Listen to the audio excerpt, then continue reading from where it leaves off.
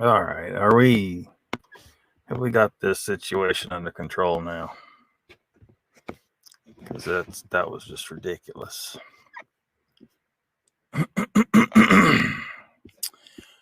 Welcome to LOCKBEARD PHENOMENA number 86.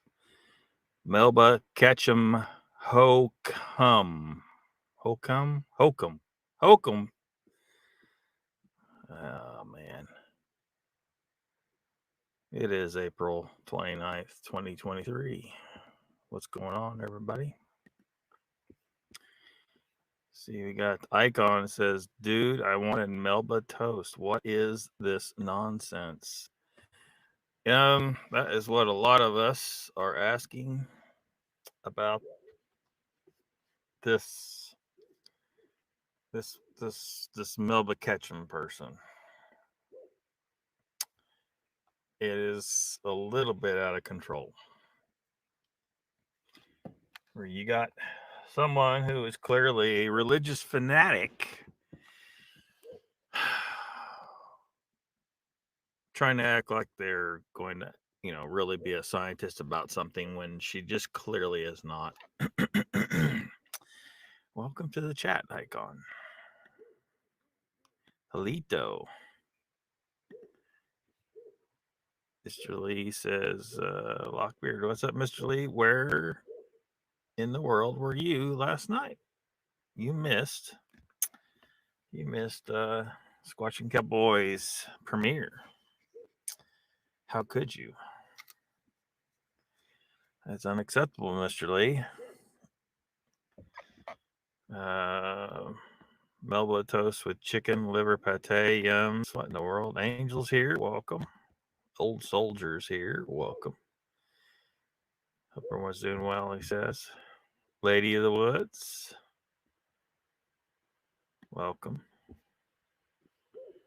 Mr. Lee says, speak Lockbeard. There's Drop Bear, welcome. Mr. Lee, yes, you missed everything.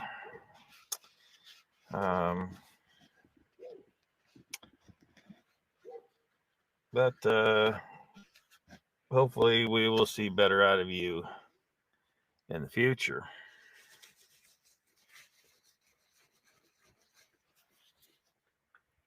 Been hearing a lot about Melba lately. Why in the hell is that? I thought we had already dealt with this Melba Ketchum person. This is not acceptable.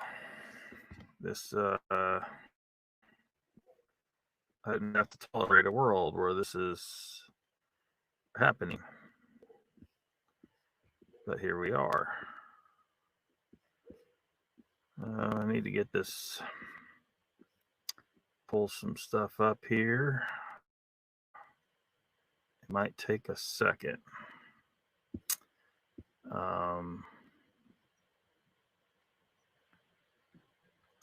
Well, there we go. Mr. Lee saying he. Angel says, I missed it all, so we'll have to watch later. Yeah. Squatching Cowboy down on the bayou.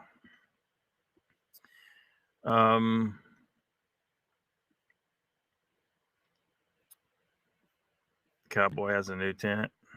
Yeah. If his hat was big enough, he would not need a tent.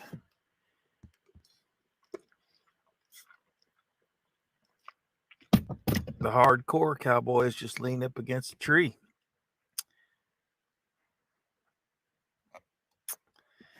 So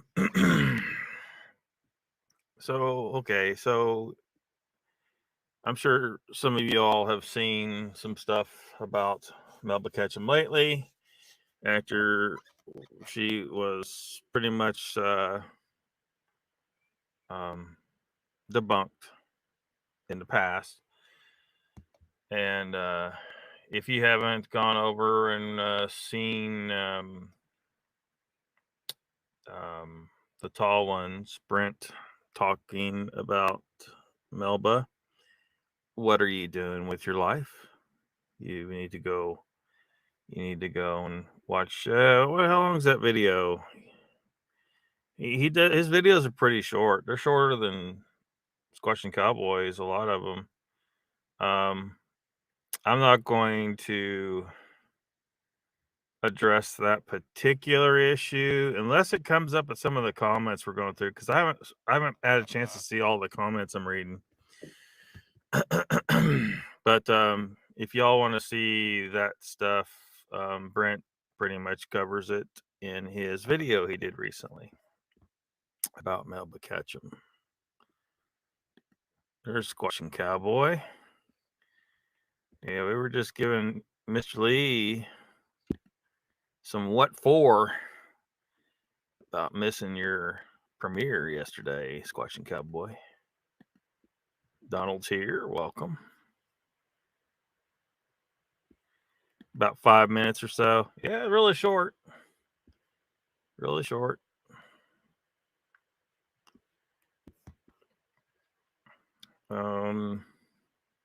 Mr. Lee says, Donald, the biggest peckernet in Vermont. What? What in the world? Yeah, Squashing Cowboy noticed that, Mr. Lee.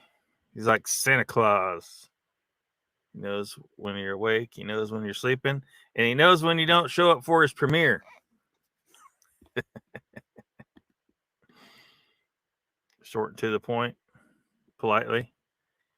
Yeah, he's very polite. He's very polite. I don't have it in me to be that polite. I don't think. I guess I do sometimes. But I'm sick of these scammers, man. Sick of these scammers. World-renowned peckerneck. Yeah, get it right. Squash Cowboy says, Mr. Lee just dropped on my Christmas list. Yeah. I suppose he has.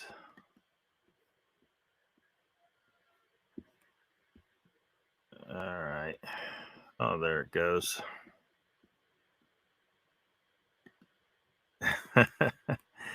Poor Mr. Lee. So I don't know. I don't watch. Oh crap! What's that show called? See, now I've lost the name of the show.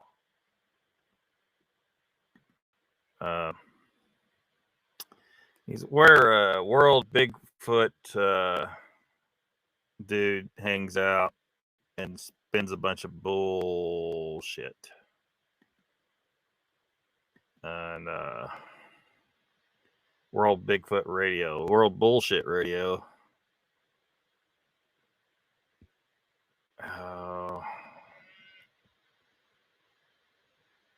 I forget the name of that show. Kind of late, runs a couple 3 hours.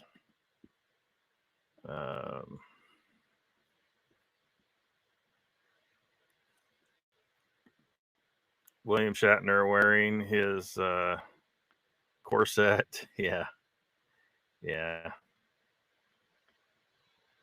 Angel says Brent has better manners than I do.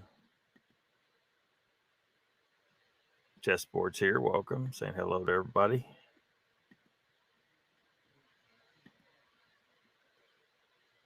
No, not Duke's show, Mr. Lee. Why am I not remembering the name of it right now? I just sat through most of that 3-hour show. World Bigfoot Radio is a mod over there. He hangs out over there a lot. They talk all kinds of absolute dumbassery over there. Dave, I forget his last name. Uncle Bones, where you at? I know Uncle Bones was watching that show live with Melba Ketchum.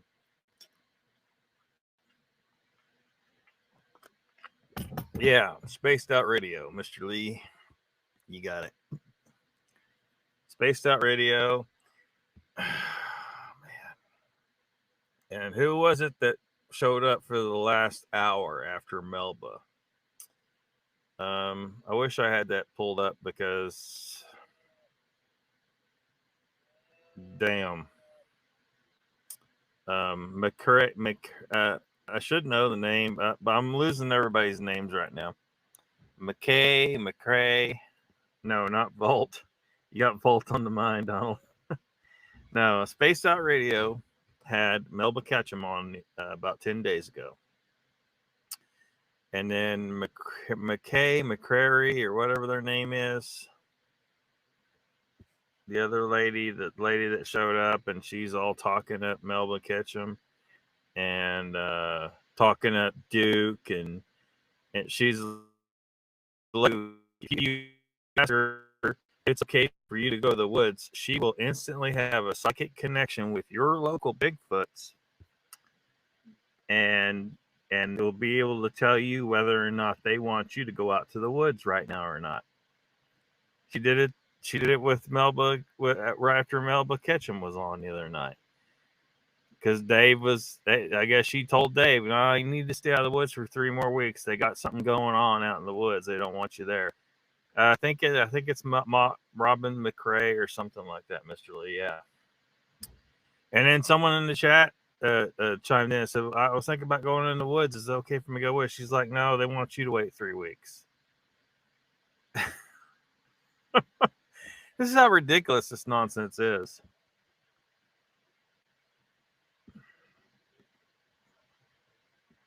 And if you listen to Melba talking about, that the Bigfoots didn't have eye shine, she says their eyes glow red. She says that the eyes literally go red. Melba Ketchum thinks that Bigfoot are Nephilim. They're like the angels of God. She's a religious fanatic. You can be religious all you want, but, look.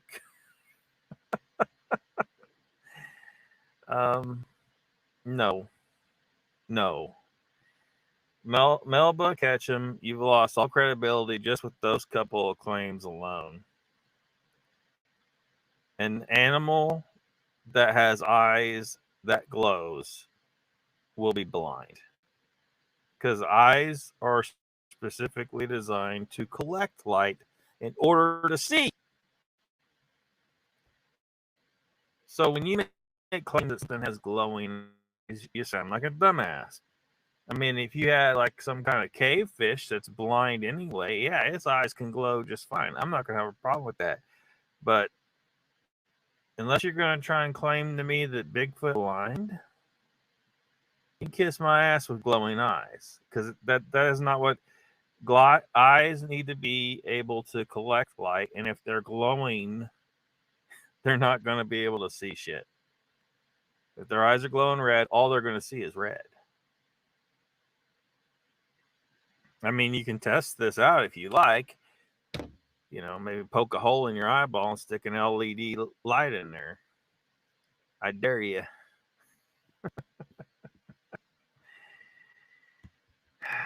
But yeah, Miss Lee, I think that's her name. She instantly psychically connects with any Bigfoot you need to talk to. It's crazy. Drop Bear's doing good. Donald says, did you know Volt was a bodyguard for Melba at the same time he saved the girl from Mexican cartel and arrested the serial rapist? Yeah, he's got some stories, don't he? Oh, well, that's another thing. That's Mr. Dogman. Volt believes in Dogman. Melba Ketchum believes in Dogman, Mothman, Goatman, and we're supposed to take her DNA study seriously.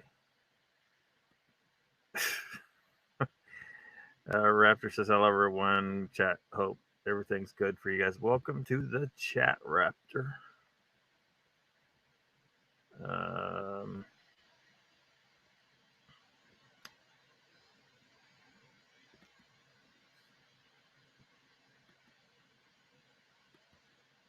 Well, if y'all didn't listen to Melba talk on Spaced Out Radio, I did it, so you don't have to. Mermaids too, yeah, that seems like I remember mentioning that as well. I think that there's a very strong possibility that something that could be called mermaids, it's a stupid name, but whatever, could exist, but I haven't seen any hard evidence that they do exist. And we talked about that like in one of the earliest episodes of LOCKBEARD Phenomena. And certainly we could probably dive deeper, on the possibility, the possibility that there could really be some kind of aquatic humanoid, human. So they would be human, but Dogman. Now you're getting into the realm of just some stupid werewolf bullshit. Goatman, Mothman, all these things are ridiculous until someone better. Those go further into the realm of extraordinary claims than mermaids do, and so you need even more extraordinary evidence for those things, because those things are just ridiculous. At least mermaid, there can be some argument for the possibility that such a thing evolved, because we started evolving down an aquatic path. We have aquatic adaptations to this day. Most people aren't aware that we're a semi-aquatic coastal marine primate, but we are.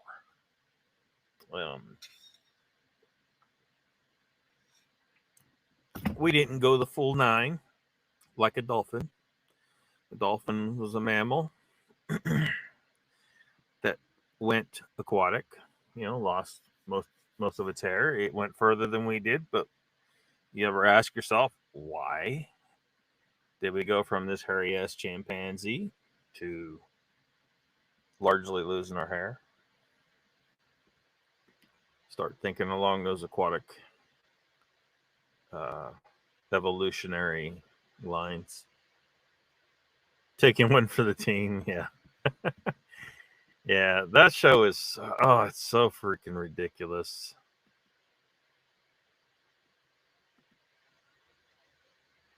I mean, I used to watch it just, but I just couldn't do it anymore. It was too ridiculous. It's too goddamn stupid. Duke alone makes it dumb as hell. But then you have all the other ones that come in there, and you just there's only so much you can take if you're a logically minded person. Mr. Lee's pulled up the. We need Tall Ones clip or Tall Ones video, because people will be better served to watch 5 minutes of Tall Ones video than to watch 3 hours of that shit. Fuck, isn't Hokum the one that said man screwed monkey? She's claiming that the mitochondrial DNA of the samples that she claims are Bigfoot is human mitochondrial DNA, and then that the male line is unknown hominin. So she's trying to claim that a separate species banged a human female. Well, for one, you're not going to have a successful breeding and produce an offspring, and you'd have to be the same species. So, for one. So, I don't like people saying, we got a hybrid species. It's a hybrid between this species. No. You cannot have interbreeding between two separate species. If it's something that's on the edge between becoming two separate species, but not quite there yet, you'll have something like a lion-tiger situation where you get ligers, but or tigrons, depending on which one's the male, which one's the female. Yeah, anyway, but they don't breed properly. So the offspring ends up being way bigger than both the tiger and the lion, instead of being roughly in between the size of the two, as you would normally expect, right? So they can't breed, they can't produce a normal offspring, and then there's some infertility issues and stuff like that. But what we seem to have with Bigfoot, I think most people would agree that if there is Bigfoot, it is a breeding population. We don't have a regular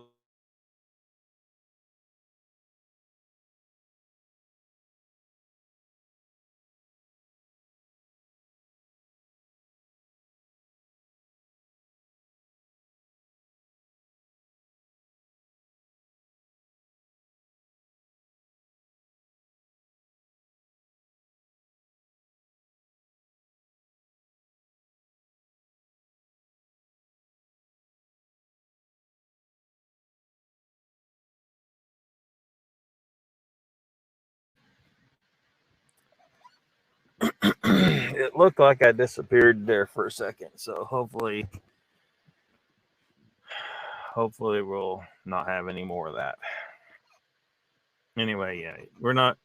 Yeah, so we don't have a regular occasion for a relic hominin male to pop out of a portal and bang a human female to sustain the species of Sasquatch.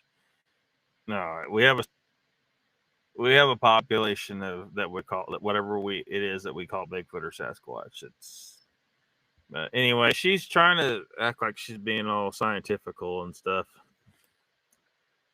But yeah, something to that effect. She wasn't really saying monkey. She was saying a hominin, an unknown hominin. Donald says so much poo-poo being presented. This community is effed. It's mostly effed. There's a few of us trying to keep shit real. Cindy's here. Welcome.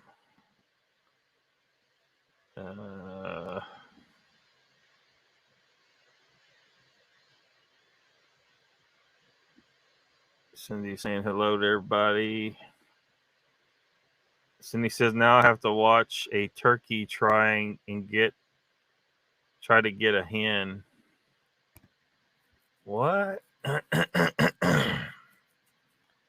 Are you trying to do some reproduction in the farmyard, are you? I did freeze. Well, hopefully we stay on. My laptop keeps freezing or buffering.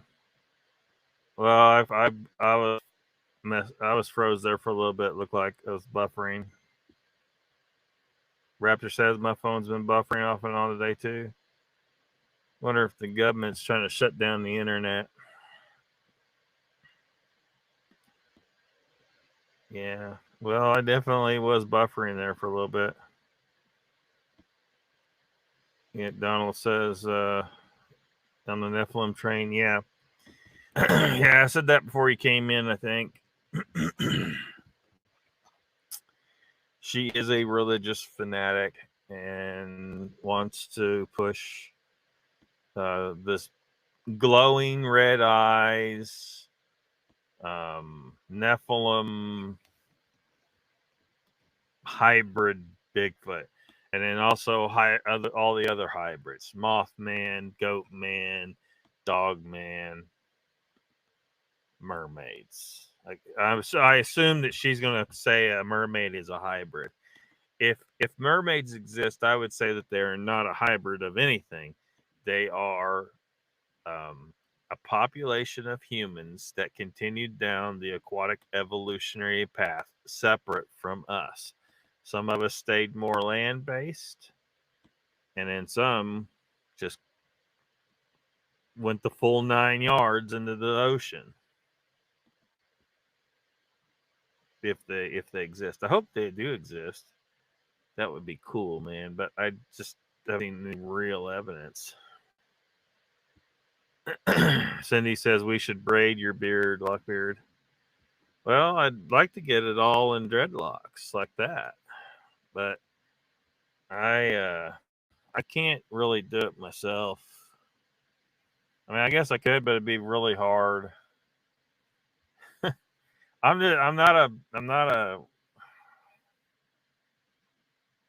Part of the reason you have these is so that you don't have to do anything to them most of the time. You don't have to brush it.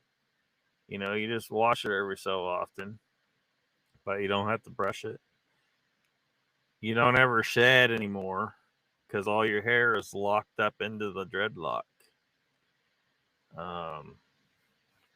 The only reason I originally went ahead and did this one by myself is because that hair on that part of my chin there only gets this long, roughly.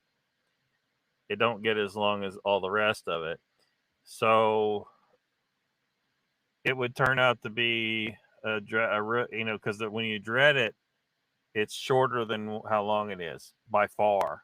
So it'd be this little tiny thing. So I was giving it a head start over everything else in anticipation of eventually getting a loctician to do it right.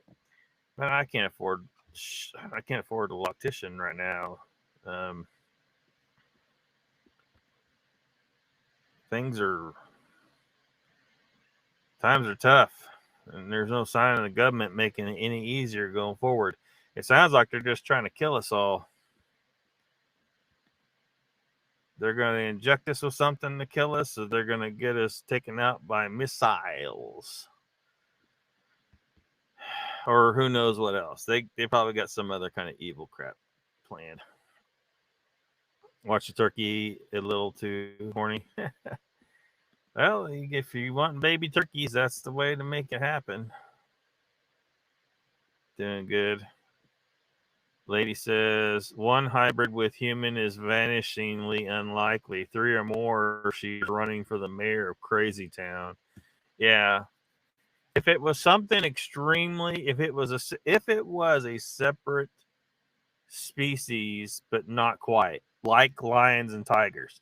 Lions and tigers are speciated partially, but not entirely. So when they mate, they can produce an offspring, but it's not, it's not 100% fertile. It doesn't turn out to be a blend, an exact blend of the two. There's a problem with the growth. It gets too big. It's not going to be able to survive in a wild very easily compared to its parents because, well, one, if you hybridize two different breeds that are specialized for that habitat or that habitat, well, it's not going to be as good as the pure breeds for either habitat. So there's a likelihood that the thing isn't going to be good at anything and it's going to die out. Sometimes the opposite happens where there's nothing that can quite deal with it and it gets, you have a situation like Burmese pythons in Florida taking over and killing everything because nothing there knows what to do with a giant python. They never had them before. Well, not since very ancient times. But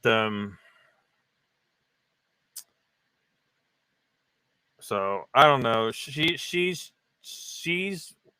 liking that word hybrid because of the angels coming, whole thing with the angels coming down and laying down with the women of humans and creating, and because the giants, she's all about the giants and everything too. And holy crap, she's gone straight to Crazy Town. Yes. And there are people defending the crap out of her. Some of them are saying, "Oh, she's the greatest. This is the greatest discovery ever." There is no discovery, you morons. She, if it was the greatest discovery ever, mainstream science would not be able to ignore it. And you know me, I criticize mainstream science all day long for various things. Not everything, a lot of times they do good. Obviously, they did good. We've made a lot of discoveries. If you came down with the legit evidence, you would be published in a real scientific journal. All right, just waiting on some more tests. Just where it says, Donald, I'll try to post you the link to my new vid. It's not public yet. The Controllers of America, but my wrench is broken. Oh, you may not have one yet on this new channel. Hold on a second. Hold on a second. I can fix that. Everything is moving really, really slow.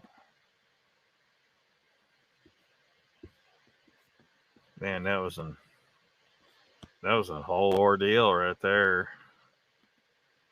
I'm bogged down pretty heavy. I think the CIA's mad at me or something.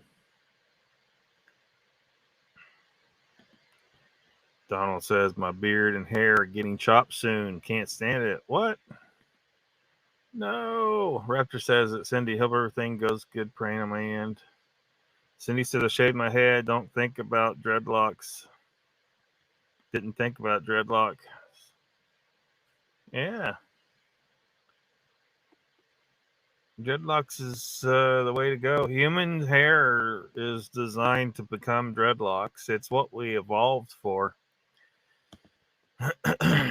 You know, people never ask themselves the question, why do humans have long hair on their head like that? That we lost our hair everywhere else, but we maintained long hair here, and then for men, we were maintaining this long hair here. So what is that all about? In the wild, did we have combs? It takes a lot of time to painstakingly comb out your hair every day, right? I mean, and if you're in a day-to-day survival in the wild, you don't need that kind of, you don't need the whole grooming regimen. You're supposed to have dreadlocks, like any human being on the planet. If they just stop combing their hair, it'll form locks naturally. It'll lock up naturally. People do it these days because they want to have the natural looking dreadlocks. A lot of the times, they call it free forming, where you just stop combing it. You still wash it and all that stuff. You just stop combing it, and it'll lock up, and then you'll get, with free form dreadlocks, so they're not all even and all that stuff. They're all wild, but they do it naturally. So, now trying to understand why we have this situation going like this. That debate may go on for a long time. Some believe that these behave as a sensory apparatus, where you, and then beyond just like cat feelers, spiritual in nature.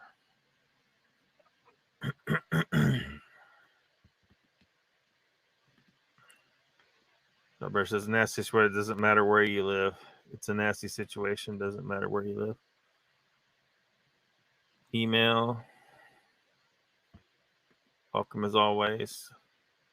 Scratching Cowboy says, haven't shaved in a month just for my upcoming video. My beard looks like crap. All beards look good if you just let them go for a couple of years. Just let your beard be. Let your beard be. Let me ask you this. In a natural condition, men have beards, women do not. So if you shave your beard, are you trans? You're trying to look like a woman. Nice, smooth face. Yeah. Think about it, fellas.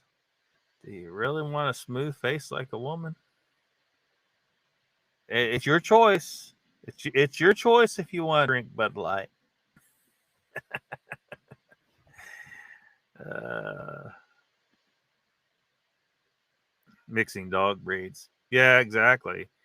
You got a bloodhound and a greyhound. They both got the name hound in them. One runs really good and one smells really good. You blend the two together, you got a mutt. He might be a good family pet, but he's never going to win a race, and he's not ever going to be able to scent as well as a bloodhound.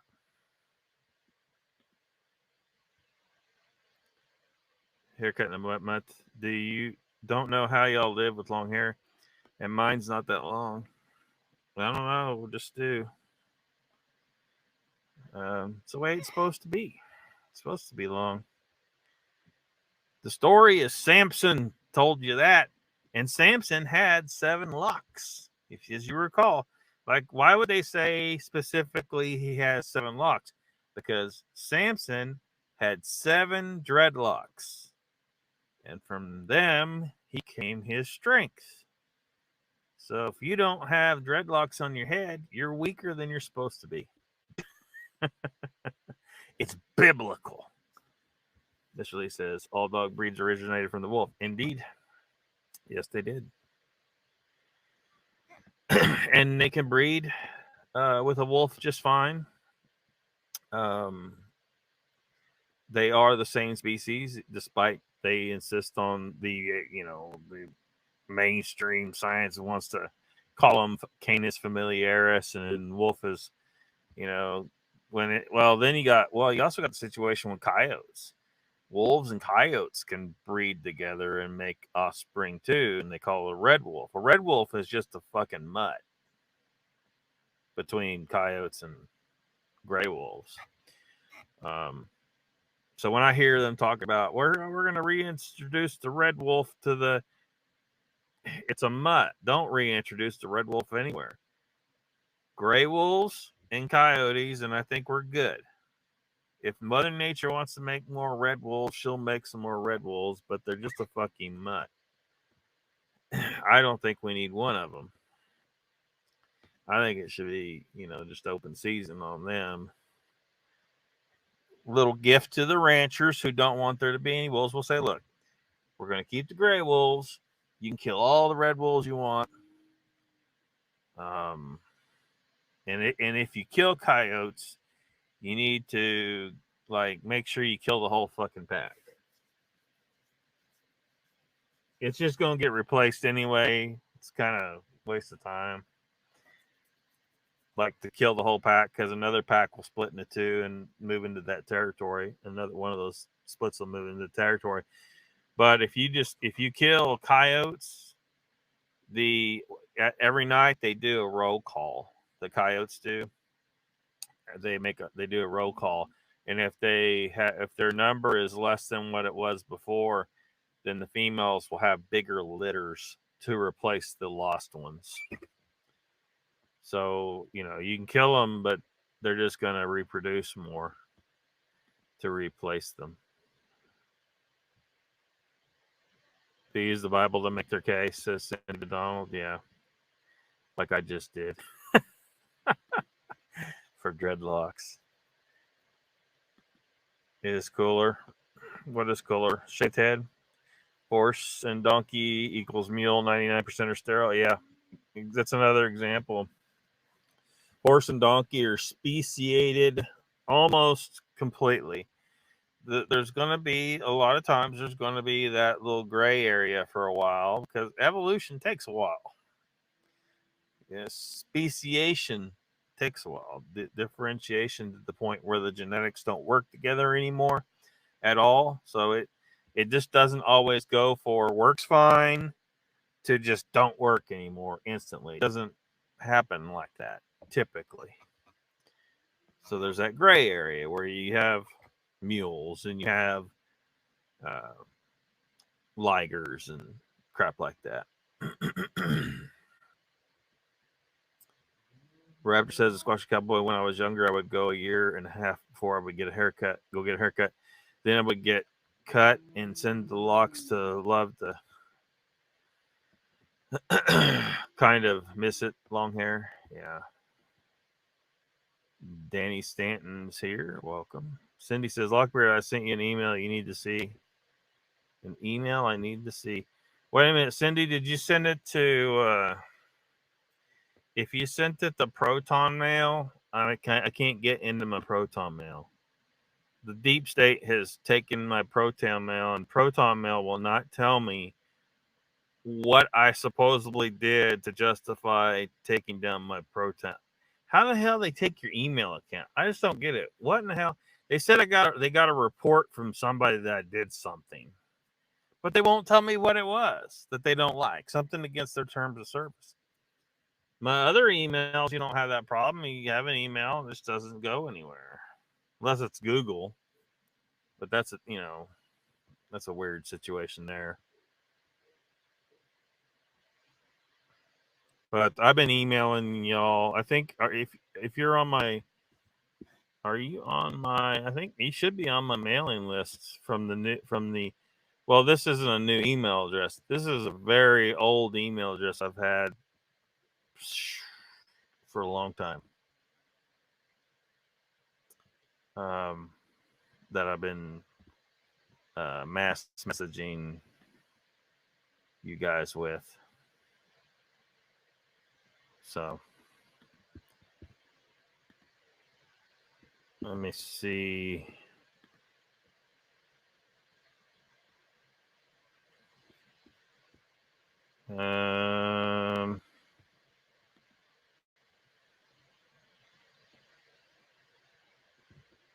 That I've got this email from somebody else. So that ain't Melba Toast. Now I'll have to check into the live stream to complain. There will be an appearance, believe it or not. There is going to be an appearance of Melba Toast. Just briefly.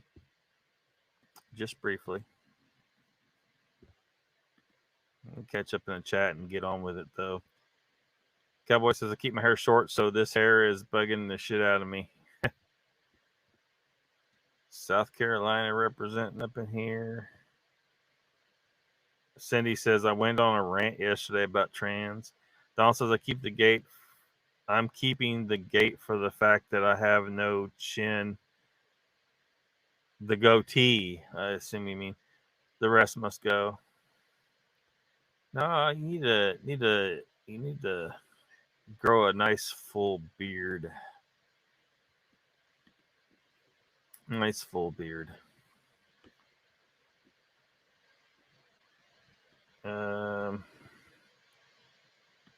Yeah, Chessboard got his wrench back. Raptor, you ain't got one because you said you don't like having a wrench. So Cindy says a lot of things are biblical, and it is all about Jesus dying on the cross for us. Danny says they released 20 red wolves 5 miles from here Monday to help reintroduce the species and help control the deer population. Yeah, I would tell them don't release red wolves, release gray wolves, basically. If Mother Nature thinks there needs to be red wolves, she will get some gray wolf to bang out some coyotes or some shit. Although a lot of times they'll just eat a coyote, so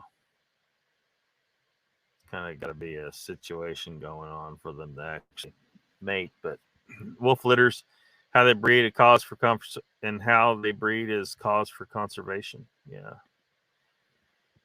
Personally, I think we should, have all the gray wolves restored everywhere they're supposed to be. But a lot of people are just not down for that. The ranchers don't want any part of that shit.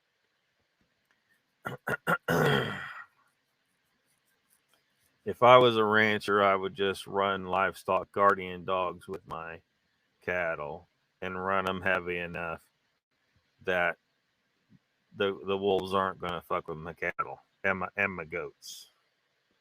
But I'm not, so whatever. And there's probably no little chance of ever getting to do that at this point because the government has screwed everything up in this world. The only thing left to do at this point is probably just check out. And that's what they want. They want us to check out. Mitchell Lee says, then they're going to reintroduce Wolf to Scottish Highlands too. Donald says, Lockbeard, did you see my rant with the Vermont Footcast with Squash America? Was it in the comments? Because I haven't looked at the comments. I don't think.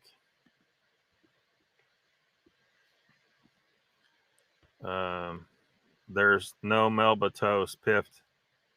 Well, there will be Melba toast on the screen shortly.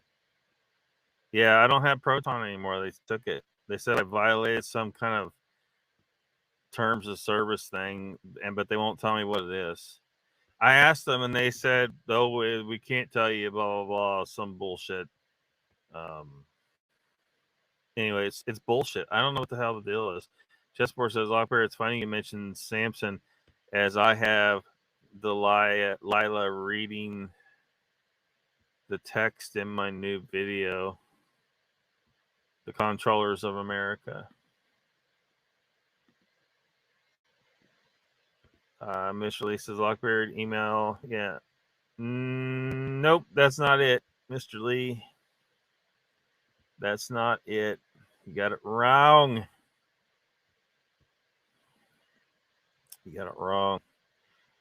Cindy should have it because I've been emailing. I think she's on my mailing list. She should be.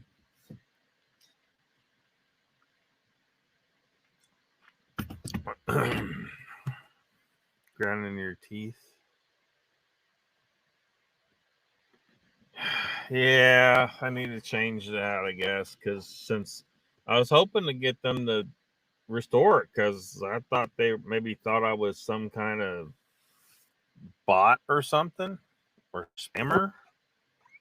So I thought if I was communicating with them saying, look, what the hell's the deal, that they would restore it. But so far I don't know. I'm gonna need to find some way to really get up in their grill. Cindy says, if the wolves just maintain deer, etc., but then we have ranchers that have legit reason. Yeah. But part of the blame, the ranchers though need to look.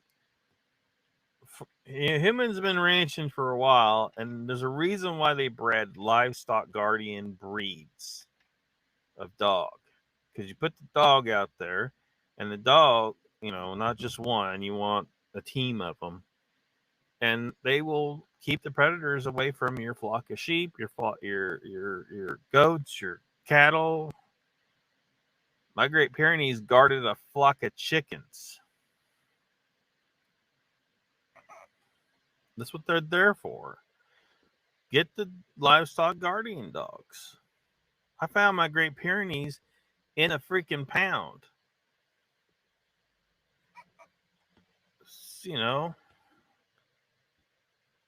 Just stuck her out there with the chickens, and she immediately just knew what to do. She started guarding chickens. Why was she in the pound? I don't know. How'd she end up there? But she probably would have been put down if I didn't get her. Put the email on the screen. Hold on a second. Trying to get shit done. Effing rain here in paradise. Danny says, did you know Mogs has a special tonight? No. I don't watch anymore. Don't watch no more Mogs. Raptor says, Danny, I think he's going to be on another channel, not for sure, though. Caucasian Sasquatch. Donald says, need to get kids off their game consoles and cell phones, get them back out to the woods hunting. We don't need to introduce wolves. Guardian dogs. Yeah, guardian dogs work great. Like these dogs here, they don't have to deal with wolves around here, but there's coyotes and probably mountain lions and certainly bobcats and stuff like that. And generally, every night, the dogs, most things they bark normally, but at night when the coyotes start making noise out there, the dogs start talking coyote. Like they start like making all these weird yips and stuff that sound similar to the coyotes. Like somehow they figured out that that's how you tell coyotes to stay the hell away.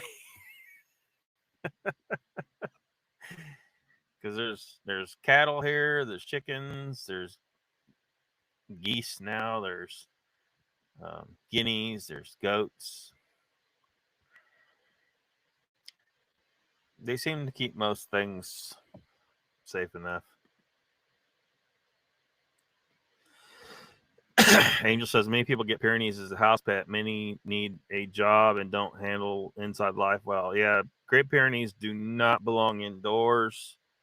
Mine hated it. Like I had to keep her inside because she would bark and she was bothering the, my landlord. And so I'd have to make her stay inside at night.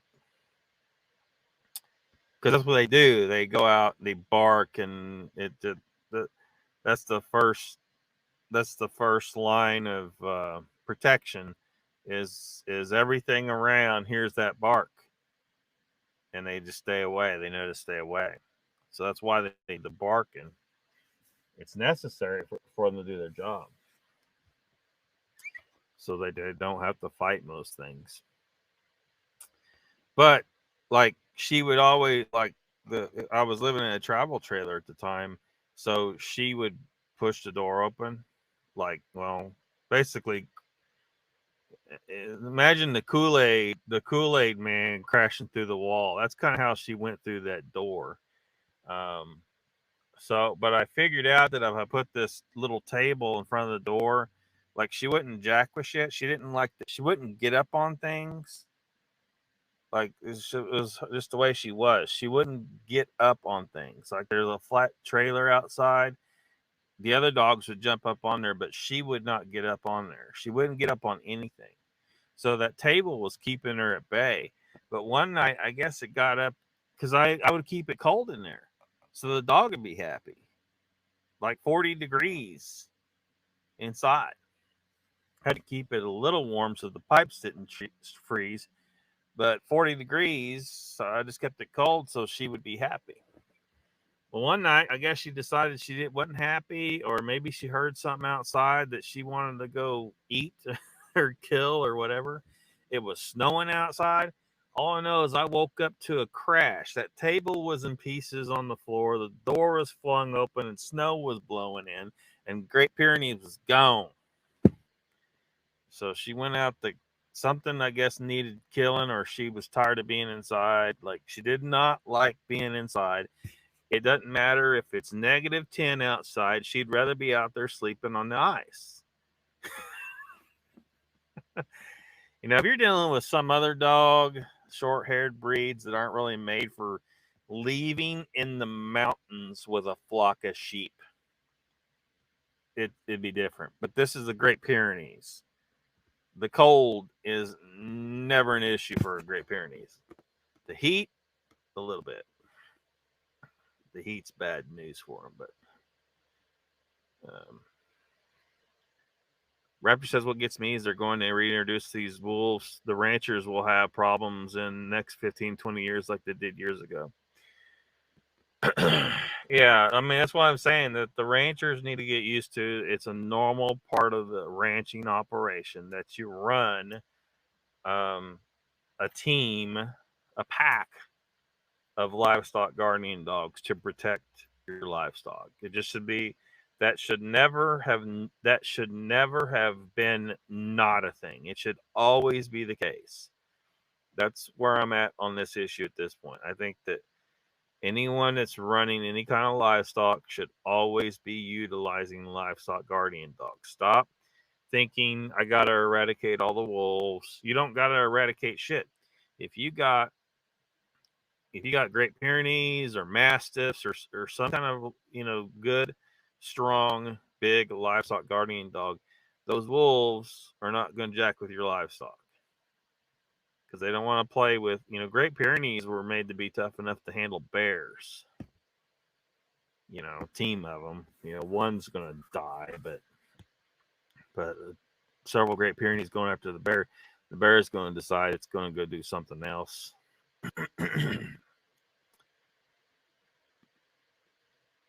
So they just need to start running livestock guardian dogs. Lycon says, sitting here cold and rainy, everything's greening up nice, though. If you weren't upside down, you'd have spring too.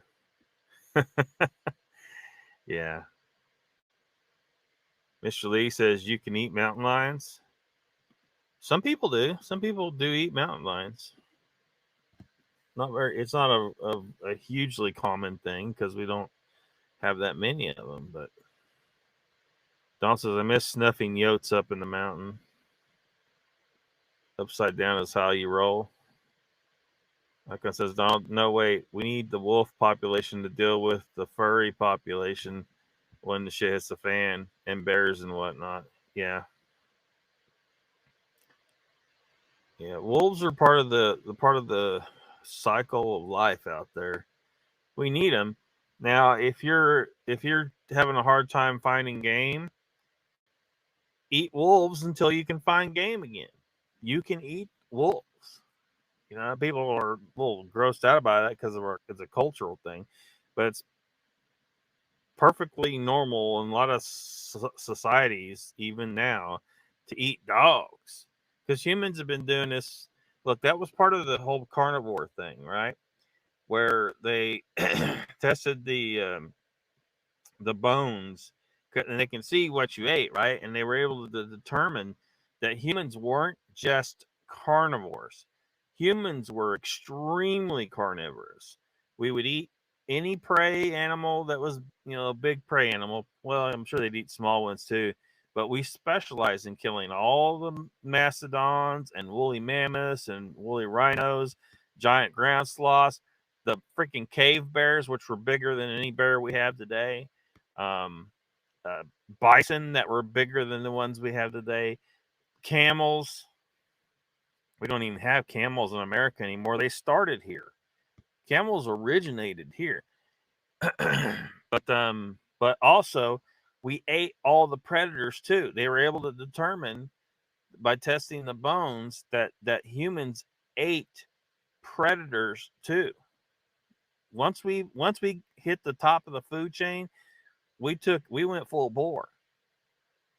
So yeah. I mean, if you're finding that the wolves are eating too much prey in your area, just start eating the wolves until you can find prey, other prey easier again. It'll all balance out. But total eradication and all, I mean, that's not good either. Bears with rocket launchers. Donald says, I'd rather have the wild turkeys around than the yotes. Yeah, I imagine you probably have a hard time having very many wild turkeys. Gone forever. Tastier by far. Icon bears and rocket launchers sounds like more fun. Prefer a drink icon. Donkeys for livestock. Sleeping Beauty says, yeah, donkeys are an interesting one because they'll kick a coyote's ass, man. Welcome to the chat, Sleeping Beauty. Sandy says, Marimas are good guardian. Yep, that's another one. Look very similar to Great Pyrenees. They probably come out of some of the same stock at some point. I never looked into it, but it looks like they probably did. Question of the day: what are Americans going to do now that Jerry Springer has passed? I don't know. Jerry Springer America without Jerry Springer. I don't know. Mr. Lee says, hit it, knuckleheads. Man, we haven't even got into anything hardly on Melba yet. Wild turkey. Upgrade from that.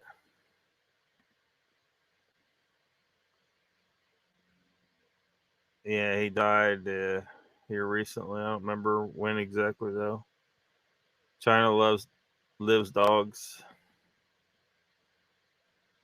Jerry Springer died, yeah. Dogs do work as well for livestock too, but a lot of people use donkeys. Yeah. Yeah. I'd rather use dogs myself, but donkeys are kind of assholes. That's funny. I don't know. I think a combination of the two would be good. You get a few donkeys and raise them with the dogs, and so that they don't, so that they're nice to the dogs. You know, they could work together. Raptor says, "How holy cow! I didn't hear anything about it on the phone, YouTube, nothing. Love that show. Reminded me of home."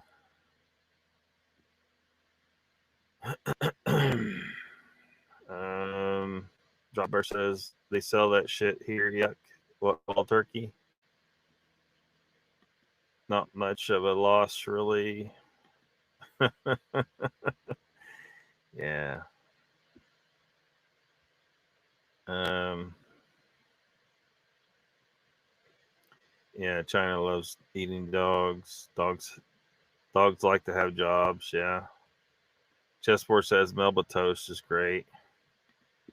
All right. Well, let's jump into some Melba stuff, shall we? Look at some. We're get a little rehash of why in the hell is Melba a problem.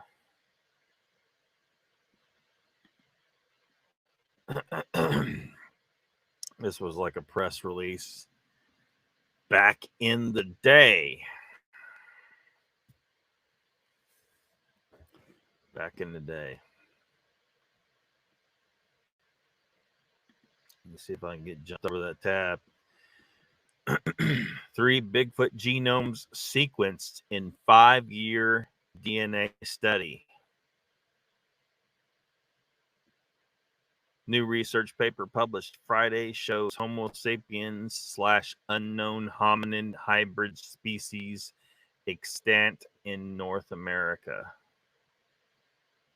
Dallas, February 10th. A team of scientists will publish their 5-year-long study of DNA samples from a novel hominin species commonly known as Bigfoot or Sasquatch on Friday, February 15th, 2013.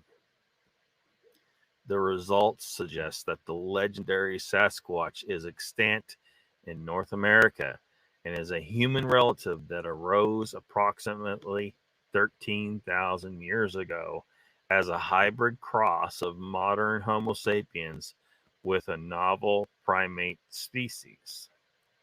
The study, Novel North American Hominins, Next Generation Sequencing of 3 whole genomes and associated studies, was conducted by a team of experts in genetics, forensics, imaging, and pathology.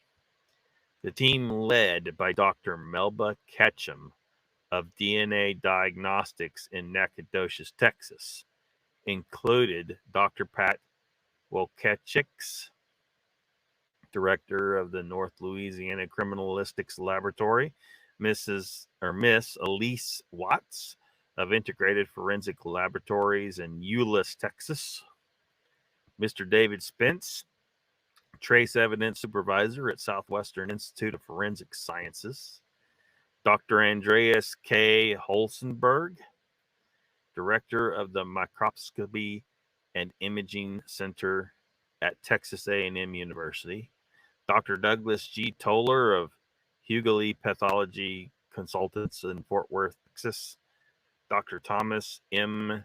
Pacheco of Wayne State University in Michigan, Dr. Fan Zhang of the University of North Texas Health Science Center, and Sarah Bollinger, Ray Shoulders, and Ryan Smith of DNA Diagnostics.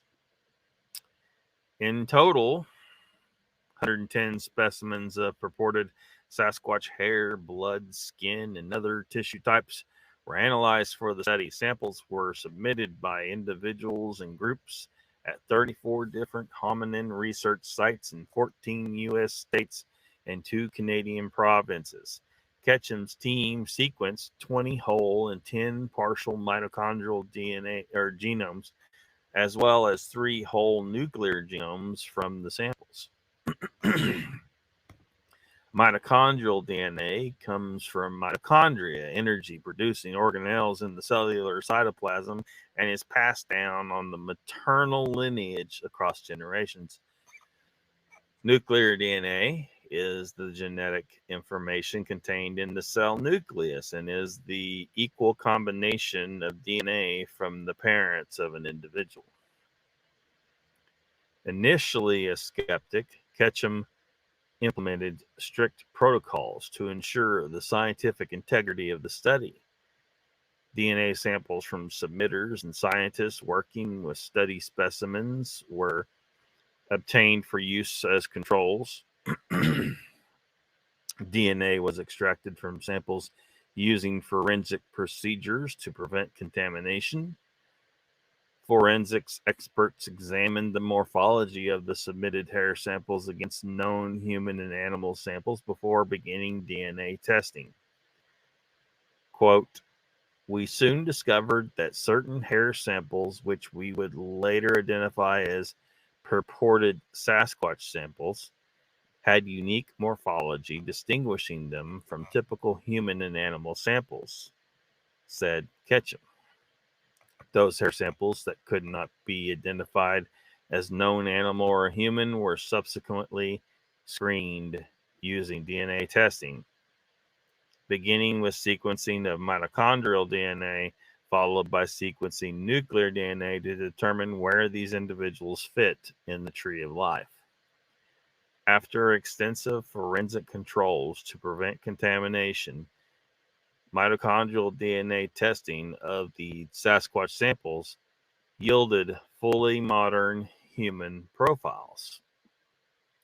16 haplotypes, including 100% homology with modern human mitochondrial DNA sequences, were observed from 20 completed whole and 10 partial mitochondrial genomes.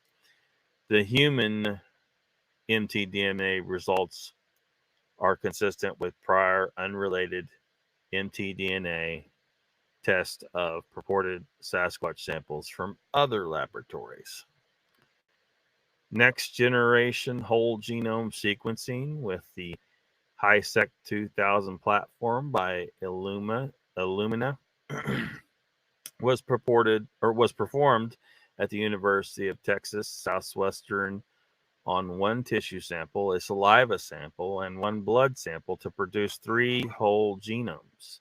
In contrast to the mtDNA, which was unambiguously modern human, the Sasquatch nuclear DNA results were a mosaic of novel primate and human sequence. While the 3 Sasquatch nuclear genomes aligned well with one another and showed significant homology to human chromosome 11, which is highly conserved in primates, the Sasquatch genomes were novel and fell well outside of known ancient hominin as well as ape sequences, explains Ketchum. Because some of the mitochondrial DNA haplogroups found in our Sasquatch samples originated as late as 13,000 years ago, we are hypothesizing that the Sasquatch are human hybrids, the result of males of an unknown hominin species crossing with female Homo sapiens. Hominins are members of the taxonomic grouping Hominini, which includes all members of the genus Homo. Novel North American hominins, next generation sequencing, 3 whole genomes and associated studies. That's the title again. It gives the authors Journal of Advanced Multidisciplinary Exploration in Zoology, the 11th of January, 2013. Specimens yielding DNA were obtained purportedly from elusive hominins in North America.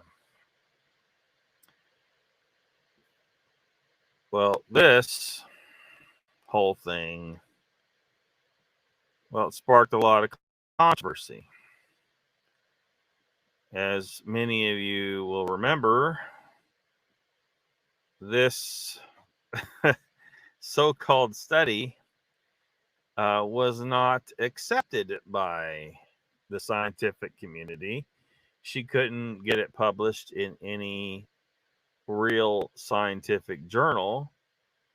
So she decided it would be a jolly good idea to just create her own scientific journal, so-called scientific journal, and publish her study in that. And people just started railing on that because that was the only thing in her scientific journal was this.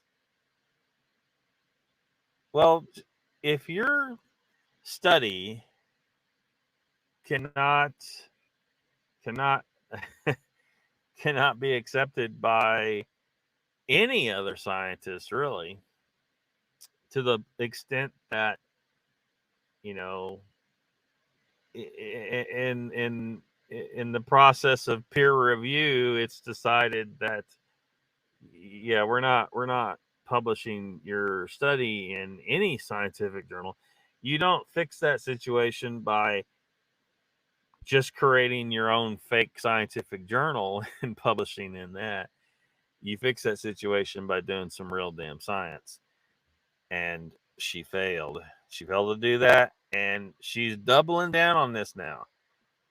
She is popping up again. They're talking about doing some more of their DNA nonsense.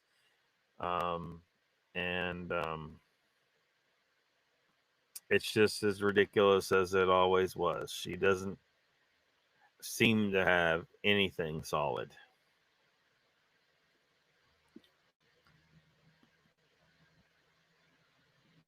Trying to jump back over here to... I hate having to jump back and forth between the tabs, but I have to.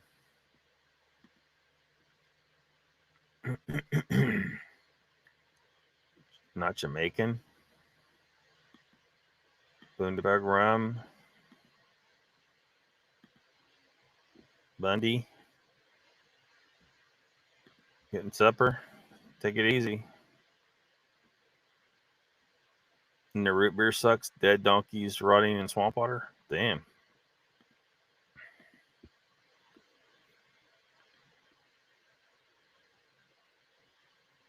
Donald says it's all about the money. Yeah, she's got a GoFundMe, so you can go donate some money to her through the GoFundMe if you'd like.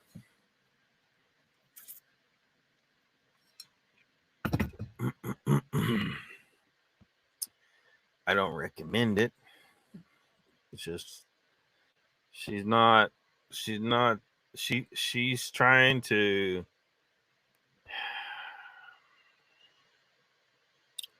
It just looks to me like she's trying to just use this whole thing to trying to explain it. Now maybe she really saw some Sasquatch. I don't know. She says she did, but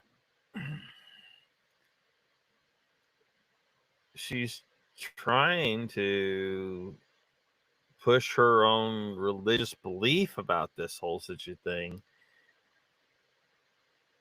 on everybody by claiming she's doing real science in this whole situation. And maybe she is testing all kinds of stuff, but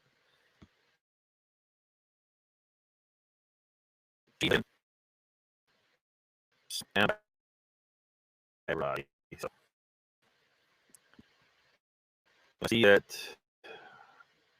I see that I'm not coming very smooth, am I? At least not 100%. Donald says, can't remember the guy's name, but she squeezed him dry the first time with her BS. Batmom's here. Welcome. What's up, Batmom? We're tearing up some Melba Ketchum today. Yes, we is.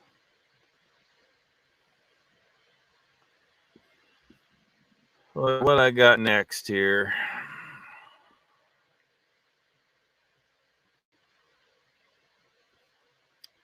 But that I guess that was kind of like a press release that they had back then.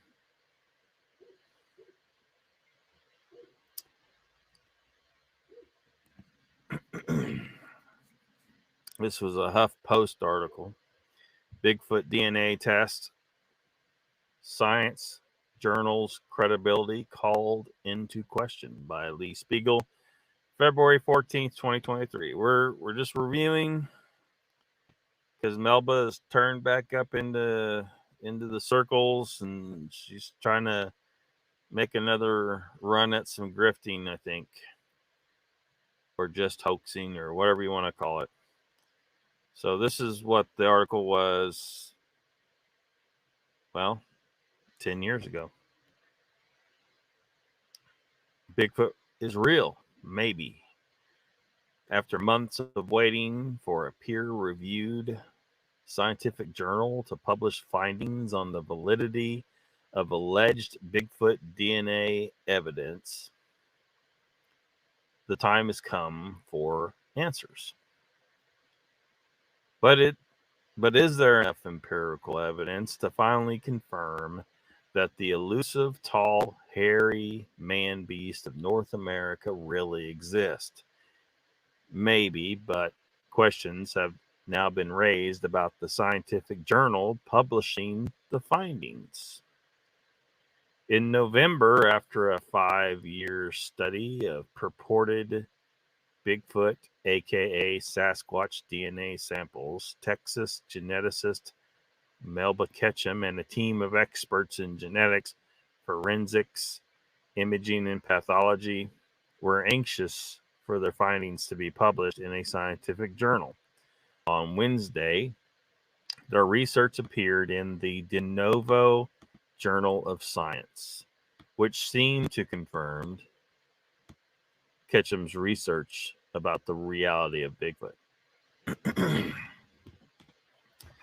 But according to GoDaddy.com, De Novo was first registered as a domain on February 4th, 2013, anonymously and for only 1 year. The current edition of De Novo is listed as Volume 1, Issue 1, and its only content thus far is the Bigfoot research. Also, on Ketchum's Sasquatch Genome Project website, she writes, "It has been a long and tedious battle to prove that Sasquatch exists. Trying to publish has taken almost 2 years. It seems mainstream science just can't seem to tolerate something controversial, especially from a group of primarily forensic scientists and not famous academians aligned with large universities, even though most of our sequencing and analysis was performed at just such facilities." Yes, I am comparing the crazy eyes with AOC right here. Ketchum then explains how one journal agreed to publish her findings, but then was advised not to by its lawyers because such a controversial subject would destroy the editor's reputations, as it has already done to mine. Rather than spend another 5 years just trying to find a journal to publish and hoping that decent, open-minded reviewers would be chosen, we acquired the rights to this journal and renamed it so we would not lose the passing peer reviews that are expected by the public and the scientific community. And therein lies the potential problem. Did Ketchum buy this journal and begin its new existence under the name of De Novo just over a week ago in order to get what appears to be a favorable peer review of her Bigfoot studies? That's the big question being raised by numerous people at this point. According to a press release by Ketchum's Sasquatch Genome Project, the study, which sequenced 3 whole Sasquatch nuclear genomes, shows that the legendary Sasquatch is extant in North America and is a human relative that arose approximately 13,000 years ago and is hypothesized to be a hybrid cross of modern Homo sapiens with a novel primate species. A total of 111 specimens of alleged Sasquatch hair, blood, skin, and other tissues formed the basis of the study. These samples came from many individuals and groups at sites covering 14 states and 2 Canadian provinces. On her Doubtful News website, skeptic and geologist Sharon Heal raised many questions about Ketchum's claims. I clicked on the De Novo site and was appalled at how amateurish the site is. It's full of stock photographs, very poorly coded. There are errors all over it, and it's very difficult to navigate, Hill told the Huffington Post. Ketchum documented that she acquired the rights to this journal. We don't know what journal that was. I still can't find it, and that's a little fishy, said Hill. And then she renamed it so they would not lose the peer reviews that they had. It looks suspicious. This is not how science works. Also on the De Novo site, the journal itself is identified as both De Novo and Devono. It would be a huge story if all the work done by Ketchum and her team ultimately leads to scientific confirmation of the reality of Sasquatch. But at this point, the new wrinkles about the De Novo Science Journal have only added to the credibility issues by a foot or two, a Bigfoot. So, again, this was 10 years ago. This is what happened. And now she's coming back into the Bigfoot circles, trying to pull some more nonsense after she pulled this little stunt, creating basically a fake scientific journal so she could publish her study that no credible scientific journal would publish. That mom says, I don't know much about her, but I think a lot of people said she said things that she didn't. Well, I mean, I don't have to worry about listening to what other people said. Go listen to what she says. Like, this woman, she wants you to take her seriously as a scientist, and yet the other night on Spaced Out Radio, she said she believes in Dogman, Goatman, Mothman, mermaids, and she thinks Bigfoot are the Nephilim. This woman is batshit crazy. She's nuts. She cannot be taken credibly at all. Time goes quick. Mr. Lee says, is Ketchum still a practicing scientist? I don't know exactly to what extent. She claims that her career was largely destroyed by all this. I recommend that you, if you haven't watched the Tall Ones video about her, it's not very long, it's about 5 minutes. He talks about some other issues about her credibility in that video. Here, Donald's bringing it up here. Bat Mom, did you watch Brent's video on her credibility? You know he does his homework. Yes. I'm not going to talk about that part of it. He covered that. So, you know, go watch it there.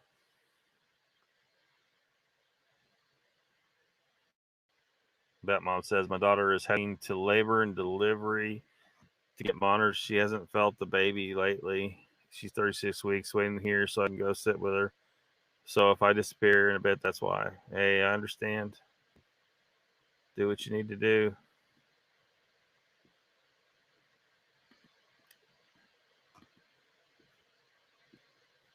Oh, yeah. She's nuts, man.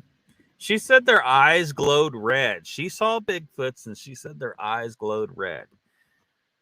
No animal that is able to see could possibly have eyes that glow. She specifically stated that they don't reflect light. Like, you know, a lot of animals, dogs, cats, the light reflects out. That's not glowing. She specifically said they weren't reflecting, they were glowing. If your eyes glow, you cannot see because your eyes are supposed to, light's supposed to go into your eyes. They're detectors, they're light detectors. They're not headlights. they're not they're not laser eyes like Superman. So that mom says that's a bit too much if you're a scientist unless she's seen them herself. No, she is a religious fanatic who is trying to use science to prove her religion. You know, I've run across this stuff over the years, and you know, back in the day. And at first, I was like, okay, I'm hearing, you know, because I'm a science-oriented person. I've studied lots of science, and you have these people like the Creation Science Institute, right? Well, if you're a believer, you might be taken in by this whole idea. It's like, oh, we're going to prove my religion with science. Here's a problem with that. If I can prove that everything that happens in your Bible is scientifically explainable, well, that destroys your religion, right? So no God is required, right? Because you just explained everything with science. Like they were doing everything. They were talking about, you know, how the Red Sea could have parted just because there was a shallow area where if the wind was blowing just strong enough from a certain direction, it would push the water enough over that you could actually walk across that shallow part. Well, shit, you just explained the Red Sea parted through science and there was no God required. So Creation Science Institute's goddamn stupid. Your best bet is just to say, look, you know, evolution is real. Evolutionary biology is real. I don't know if everybody here is understanding that or on board with that. You kind of need to if you're going to talk real science. So, just here's my question: you know, is your God powerful enough to create evolutionary biology to make things that can evolve? Well, if he's all powerful, I would think that he could create evolution. So, therefore, evolution can exist just fine at the same time as your God, right? So, just roll with that. But no, she's trying to prove that she wants people to believe that Bigfoot are the Nephilim. And then, you know, in the biblical stories, they came down, they got busy with the human women and created these hybrid people offspring. And it's a biblical story that she's trying to make real by claiming that Sasquatch are those offspring. She's just she's just so nutso fanatical that that thing has to be proven, and she's just latched on the Bigfoot as her way to prove that. You don't need to latch on the Bigfoot to prove that. That's just somebody somewhere along the line decided, hey, Bigfoot's the Nephilim. No, maybe if the Nephilim are real, maybe they have nothing to do with Bigfoot. They could be somebody the hell else. Why they got to be Bigfoot? Well, because they saw there's a population of people out here that believe in the Bigfoot. We can't seem to prove they exist. That's okay. It doesn't matter. You got people that believe in Bigfoot. So now all you got to do is convince those people they're Nephilim, and you're part of every religious group is built into the programming the desire to reproduce.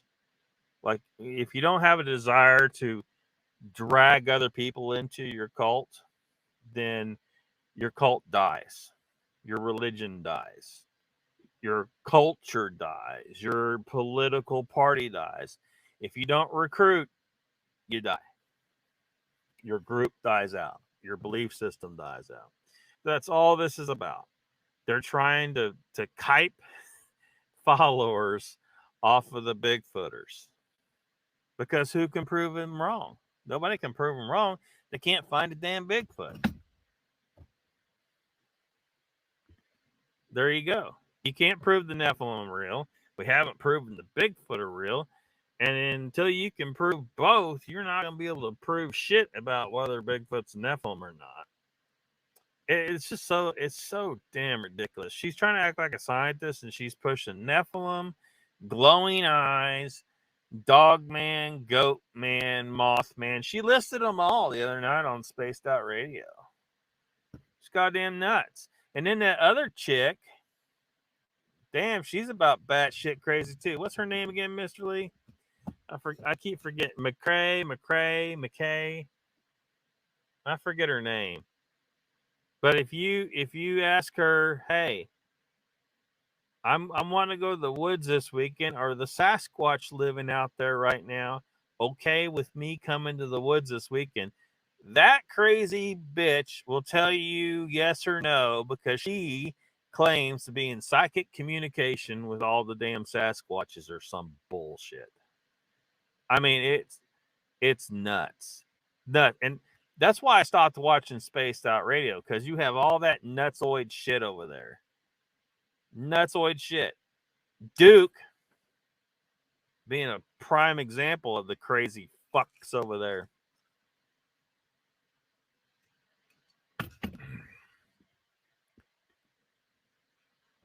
Mr. Lee says, Lockbeard, I must reluctantly abandon you and take a dive into my bed. I am falling fast. Thank you, Lockbeard. See you, peeps. Mr. Lee, you're not allowed to sleep.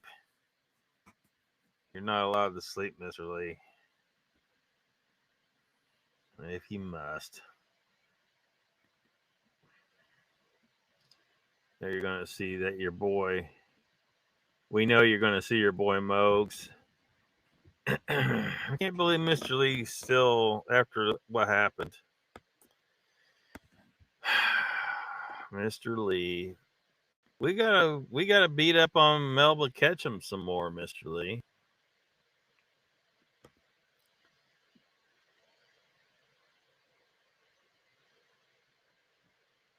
This is Bigfoot's blog. That print's pretty small, but I'll read it. Cryptic news from the Willow Creek View. Transhuman Sasquatch strangeness from the middle of nowhere. A voice howling out of the Klamath Trinity Siskiyou wilderness. This is the megaphone of Stephen Strufert and Bigfoot Books, a used bookstore in Willow Creek, Humboldt County, extreme northern California. And the title of this post is Melba is Toast. A biochemist with a PhD from Harvard analyzes the Ketchum Bigfoot DNA paper. You can see the date there, published on September 15th, 2013.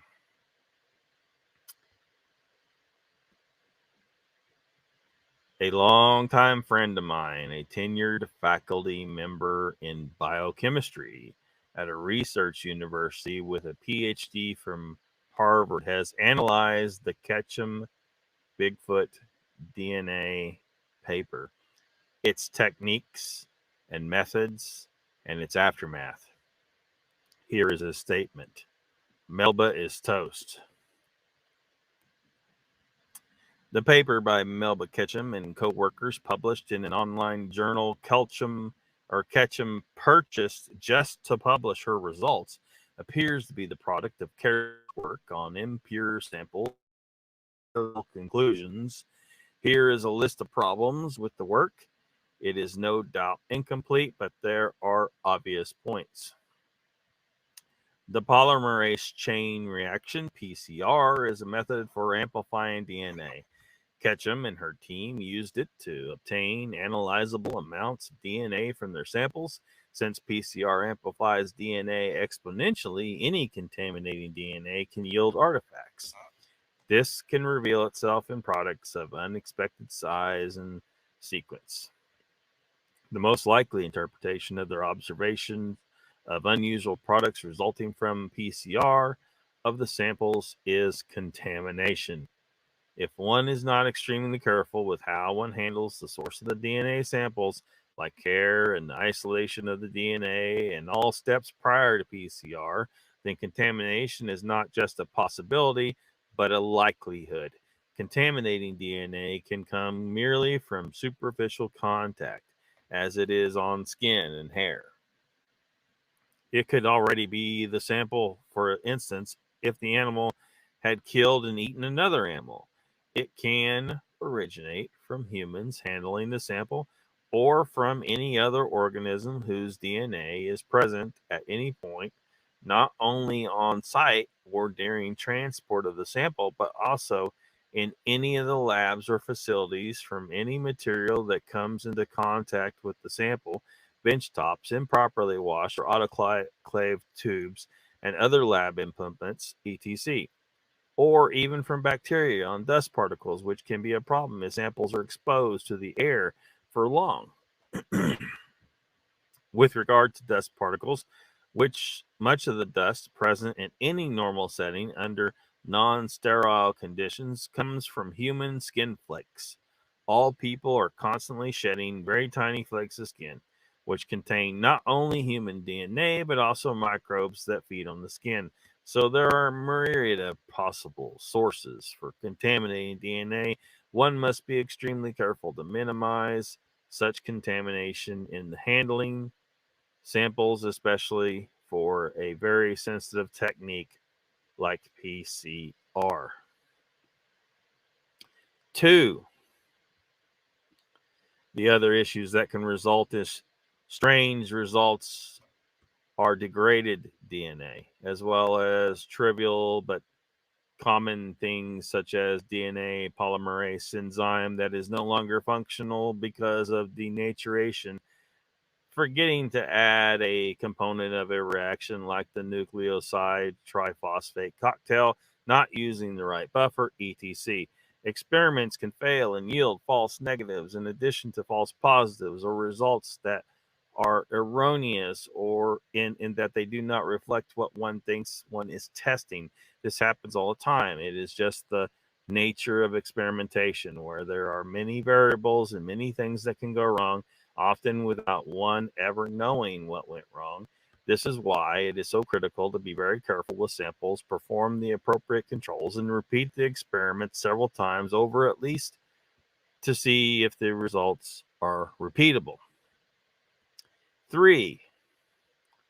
Ketchum and co-workers found some European haplogroups from sequencing of their PCR products. They conclude implausibly that this is supported by the Solitrean hypothesis, an obscure idea that humans came over from Europe. The only basis for this hypothesis is that tools of the Solitrean culture, which existed in Europe between 17 to 20,000 years ago, seem to resemble tools from the Clovis culture, which developed in North America around 13,000 years ago. There are huge problems with this hypothesis that Europeans came to North America around 13,000 years ago and spread tool making to mostly Asian-derived Native American population. Most archaeological and carbon dating experiments emphatically do not support it. So why do Ketchum and co-workers jump to the most unlikely and the assumption-laden conclusion to explain their data, applying Occam's razor? That one should first go with the test, the simplest of hypotheses, that when there are multiple explanations for something, would lead one to conclude that the sample was contaminated by one of the team members of European extraction. In addition to the genotyping and sequence analysis, Ketchum and co-workers use electron microscopy to look at the DNA samples and found that some of the DNA would base pair with one complementary strand, but other parts would not base pair with anything at all and remain single-stranded or base pair with another DNA molecule. Such DNA, if it originated from a single source, would be very strange. Even if they were, as they claim, looking at DNA from a hybrid of a female human and a non-human hominid male, the DNA would form double helical molecules. A single or very small related source of maternal inheritance is concluded by Ketchum and her team, since the mitochondrial DNA is human and seems to be from one source. Mitochondrial DNA, unlike nuclear DNA, is inherited exclusively from the mother. Ketchum and her team's assumption that their data support the notion of a single or very limited mating between a female human founder and a male non-human hominid is highly problematic, to say the least. First of all, the DNA would have undergone extensive DNA recombination since the time that the human and the non-human hominid mated. Secondly, for successful mating to occur, the non-human hominid would have to be very closely related to humans. In that case, the DNA, even the non-coding regions, would be very similar, and hybridization between the two would occur with nucleotide mismatches, not going for long stretches of DNA for any given length of DNA, mismatching resulting in looped out single strands would therefore not be observable by electron microscopy. Thirdly, even if the mating was between a human and a relatively distantly related non-human hominid, so that there was much more extensive base mismatching, and was a relatively recent mating, so that much recombination would not have occurred yet, the two complementary strands of DNA from each chromosome from both the human and non-hominid ancestor would base pair with its own perfect complement rather than with the other molecule, since that would be the most stable base pairing pattern. 5. To reiterate and add to some points above related to the way their conclusions were an implausible stretch of the imagination, only relatively related species can mate and have fertile offspring. So the DNA should be very closely related to one or the other. Even if they were more distantly related and bore fertile offspring, the sequences would be highly similar due to DNA recombination, and after 13,000 years or many hundreds of generations, there would be extensive recombination. Another weird assumption they make is that while the hybridization resulted in fertile offspring, the offspring then did not mate with other pure humans or pure non-human hominid. Why did the hybridization occur only once or a limited number of times at the same period and pace? Why was the hybridization confined to a human female and non-human hominid? Why not a female non-human hominid and male human also, which is ruled out even in their strange paradigm? But they're not seeing non-human mitochondrial DNA. How was an initial population big enough to support a breeding population generated? Obviously, there would have been obviously there would have to have then been a lot of inbreeding. But how were enough even generated from a limited hybridization to lead to a non-outbreeding Sasquatch lineage from 13,000 years ago to present? If the non-human hominid could breed with a human, why did it only breed with a supposed European-derived human in America 13,000 years ago, and not also with Asian-derived humans, who obviously came over the ice bridge from Siberia to establish the Native American genome? By the way, there is no evidence of the presumed European ancestor in the Native American genome at all. That is bullshit.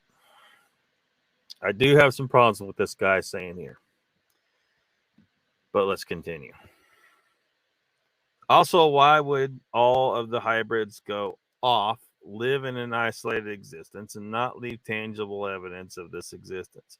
What happened to the presumed non-human hominid that was the male founder of the Sasquatch lineage? It went extinct without leaving any archaeological or anthropological evidence of its existence. One could go on. It's also very unlikely It's a house of cards made of one flimsy card after another. It defies all evidence.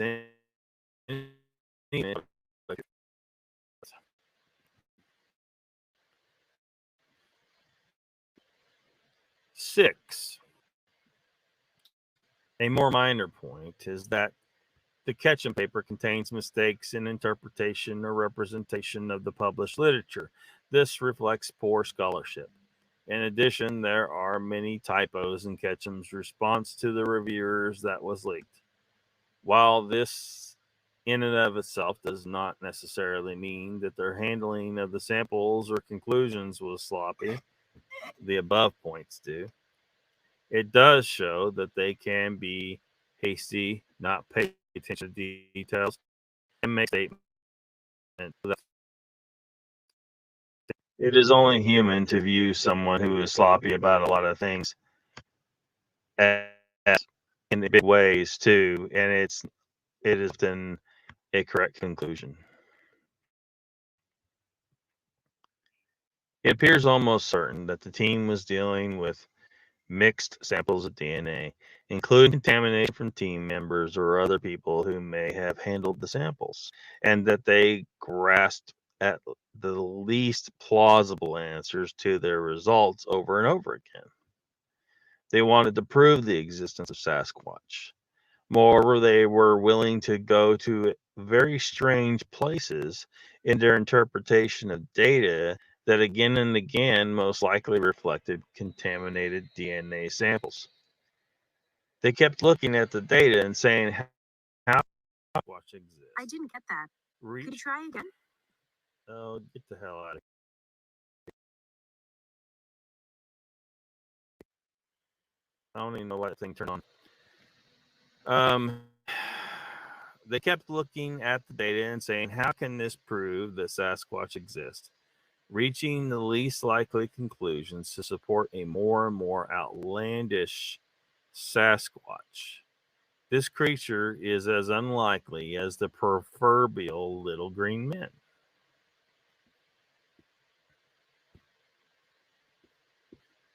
Let me jump back over on StreamYard here.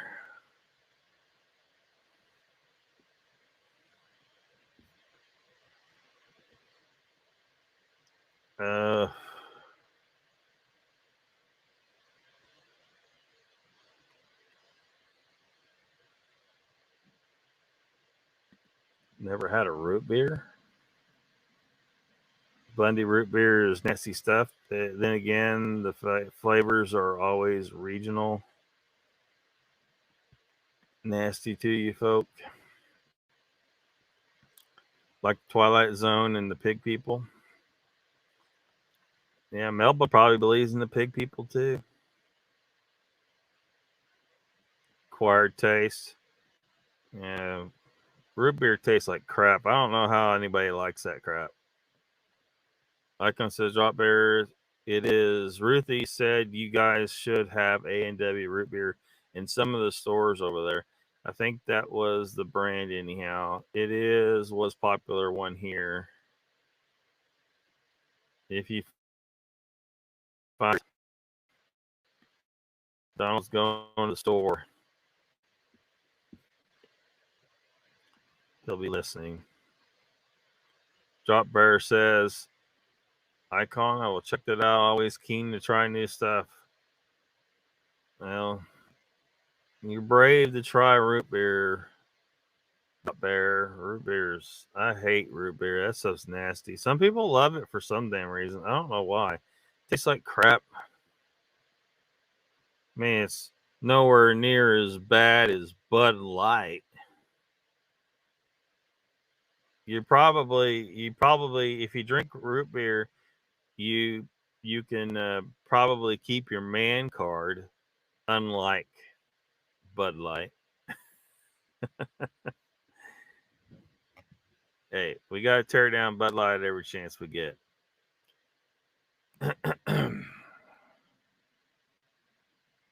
They have failed miserably.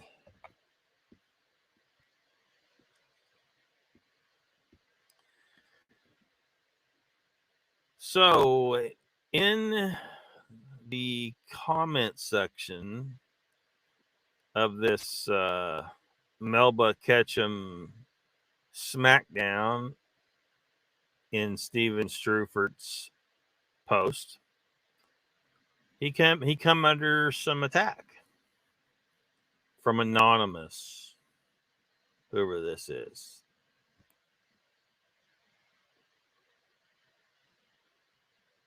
So Anonymous said, for your information, Caucasian skeletons have been found in North America predating the arrival of Asiatics. True. One in Chile is the oldest known human in America. Kennewick man is also Caucasian. Solitarian culture in EU, Europe, and the Clovis culture could have originated from the same Siberian stock. Since Caucasians haplotypes are also found in far. Yeah, Caucasians actually populated all of Asia at one point. This is a little to say. But there was a point where none of these Asian peoples existed. But we don't want to go too far down the hole right now. You know, when you got stuff like, because the Kennewick man and stuff, people try to tear that whole thing down because they don't like it. They don't like it. What do you mean there was someone here?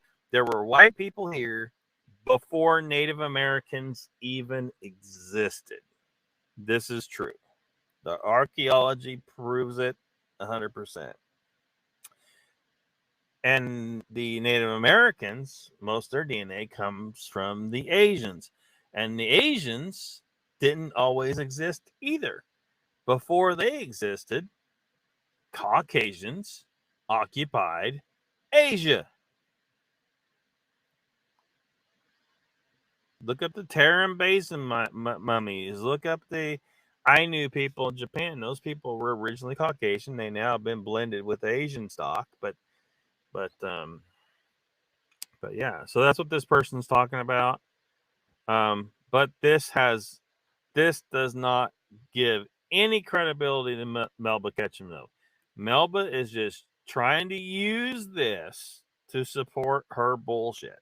That's all. She needs to keep her hands off of real shit and like, fuck off. Anonymous says, another thing, how do you explain the consistency of results generated by Ketchum's efforts? The potential PCR problems and contamination you mentioned would not yield clean DNA.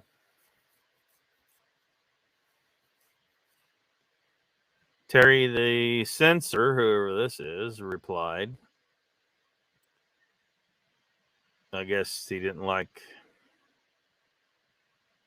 the well, he isn't being too strong on it. He says Kenny McMahon is also Caucasian. He's replying to that comment.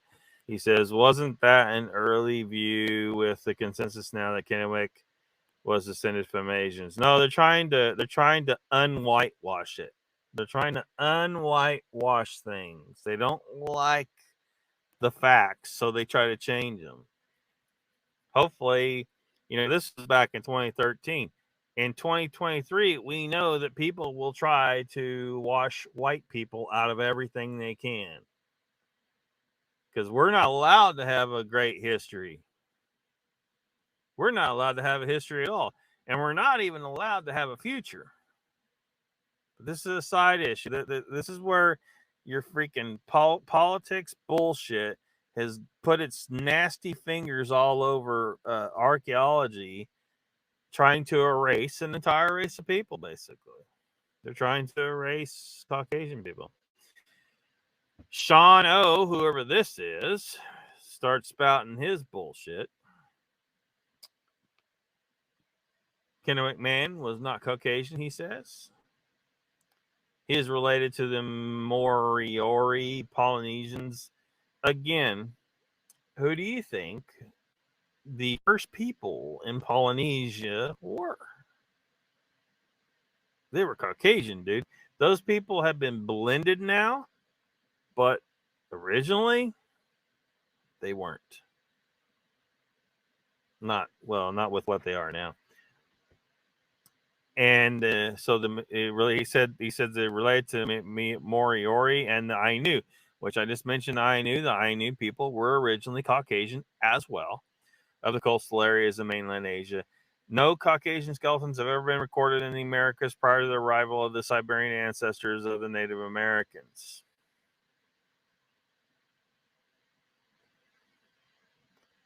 Bullshit. In fact, when they've done DNA studies on purebred Native Americans, they found that 25% of their DNA is Caucasian in origin. They're not 100% Asian. And there's a whole bunch of other evidence that goes into this, but we really don't want to go too far down this rabbit hole. I'm just reading a comment because it's here. This person says, Sean says here, the oldest human remains known and dated in the Americas, unless one has been found that I'm unaware of. There's a lot you're not aware of, Sean. Were discovered in an underwater cave in Cancun, Mexico, of a female known as Naharon woman, estimated to be from 11 to 13,000. That's son of a bitch. Clovis originated in North America. No, it did not. On the east coast of North America, however, artifacts similar to those of the Solutrean culture, including some from material only available from southern France. Boom. You just basically gave a piece of evidence.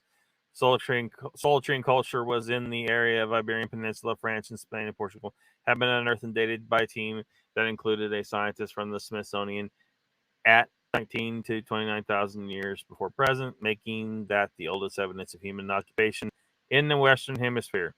No, we now have evidence going back 130,000 years, so shut the fuck up. Nearly 20,000 years before the first Asians crossed the Bering Land Bridge. If you want to credit Caucasians with arriving somewhere on this side of the world before anyone else, that is the place and the time you need to focus on, not the West Coast. No. You're wrong, dude. They would have had to cross the entire continent of Asia plus sail across the Pacific to get there, but they simply had to follow the pack ice from Europe to North America during the latter part of the Big Ice Age. Dude, you are missing so much information. It's unbelievable. Shano, get the fuck out of here. We don't even care what you're saying anyway. So let's go on to Joe Black's comment. Joe Black has a lot to say. Part 1. Please name this friend so we may examine his or her credentials. He's talking about the scientist that is taking down Melba Ketchum in this post. 2. These comments obviously originated from the first peer review done by the journal Nature that were unethically leaked by one of the reviews.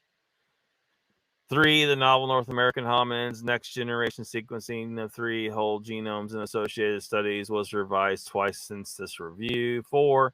All of his concerns were addressed ad nauseum in both the DNA study and the peer reviews responses. Yet your expert predictably ignores them and the documentation. Below is a paragraph from Dr. Ketchum's cover letter to the journal Nature, dated December 19, 2012. It addresses most of the concerns of your unknown friend with a PhD from Harvard, in quotes. Reviewers accused our genomes of having contamination. This is, I guess, this is the paragraph. This is from Dr. Ketchum. Reviewers accused our genomes of having contamination, even though we went to great lengths to explain how the samples were extracted and screened to rule out contamination. To tell us as scientists, especially those of us that are forensic scientists, that our samples are contaminated can be likened to accusing us of hoaxing a scientific study or perjuring ourselves in court. A forensic scientist that testifies in court as a forensic scientist that testifies in court. This can be highly damaging and has caused all of the authors tremendous worry and concern. Since we were not given a chance to defend ourselves on the second peer review and our manuscript refused because of these accusations, since all the revisions were verbiage and extremely minor, We contacted Illumina manufacturers of HiSec 2000 next generation sequencing platform that we use to sequence the genomes in an effort to prove once and for all that the 3 genomes were single source and not contaminated. We spoke with 2 supervisors specializing in technical support for next generation. And they give the contact info here.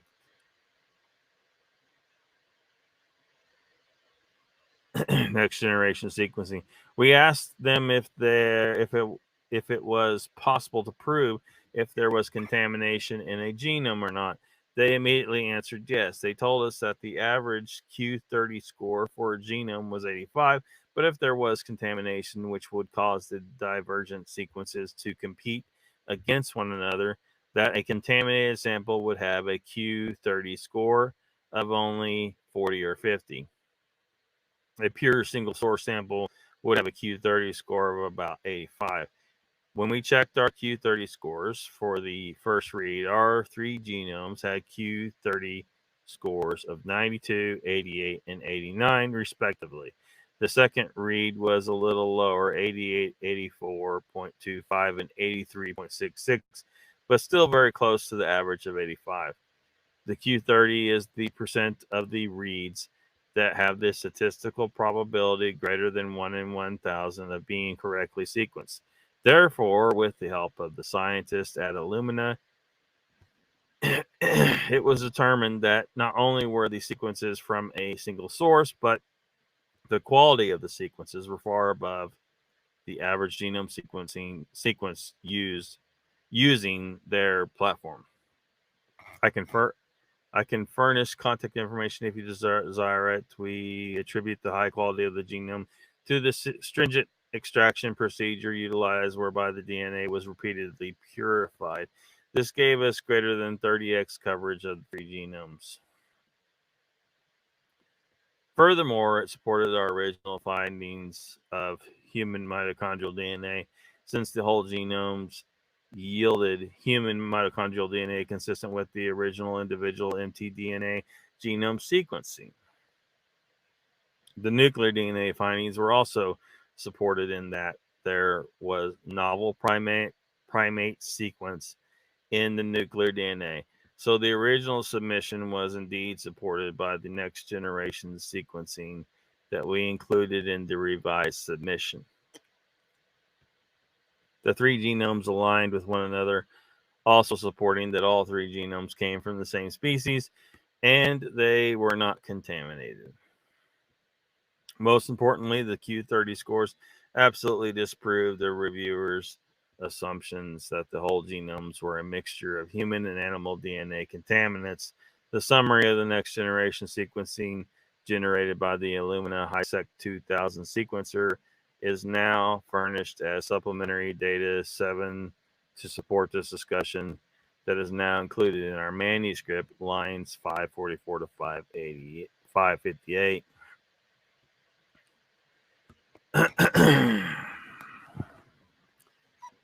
So,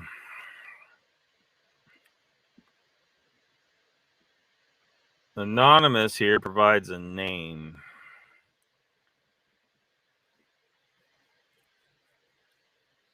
Petrocan geologist, Canadian oil research team, well funded and educated. Dr. Rice Drojika. I don't even know how to pronounce that. But Stephen, who put this post up, taking down Melba Ketchum, responds. He said, I found no results for Dr. Rice Drojika and don't know what you refer to by posting the above. Can you explain? Joe Black's got a part 2 rebuttal for item number 1 from Dr. Ketchum's peer review. We have now included figure 7 and 13 that show the quality of the DNA on yield gels. There was little or no smearing of the DNA, and the DNA was pristine. This supports the fact that the DNA was not degraded enough to mar the results. We sequenced 30 mitochondrial whole and partial genomes, and they were all homologous with modern human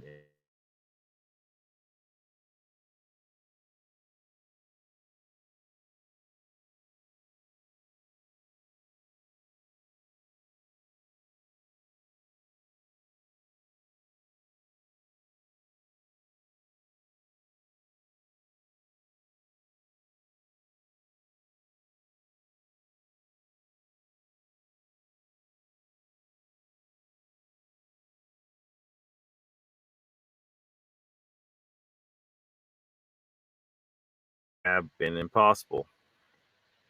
The 3 extractions utilized for next generation whole genome sequencing passed all quality controls in our laboratory and the university core laboratory prior to sequencing.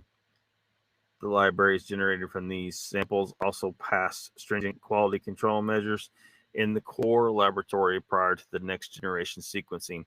If the libraries had not passed QC, the sequencing would not have been performed. We have furnished 9 phylogenetic trees, mitochondrial and nuclear, to support the results of his study. Rebuttal to item 2 from Dr. Ketchum's peer review. We have added figure 13 to show the level of degradation of the human control sample in comparison with some of the Sasquatch samples in the study. We have added 3 whole genomes that were successfully sequenced using next generation sequencing technology. These genomes supported our previous data and were novel. Furthermore, we have added photos of the raw extracted DNA on Achaeos to support the quality of the DNA. So he's got more rebuttals here.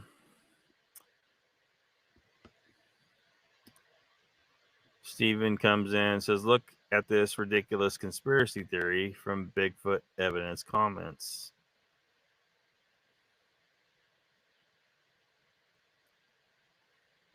Anonymous, he's quoting Anonymous here, who said, I find it very interesting that this unknown PhD from Harvard had remarkably similar criticisms of the DNA study, as did the referees in the leaked peer review from the journal Nature. It makes one wonder if this PhD from Harvard is actually a composite character constructed from the leaked peer review for the express purpose of defaming the study of Dr. Ketchum, especially when no one is willing to put their actual name on a deleted analytical criticism of the study.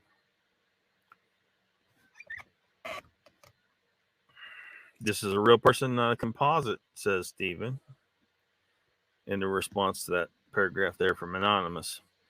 He was not, I repeat, not involved in the peer review at Nature or anywhere else. His views are based upon reading the paper and subsequent after statements by Ketchum.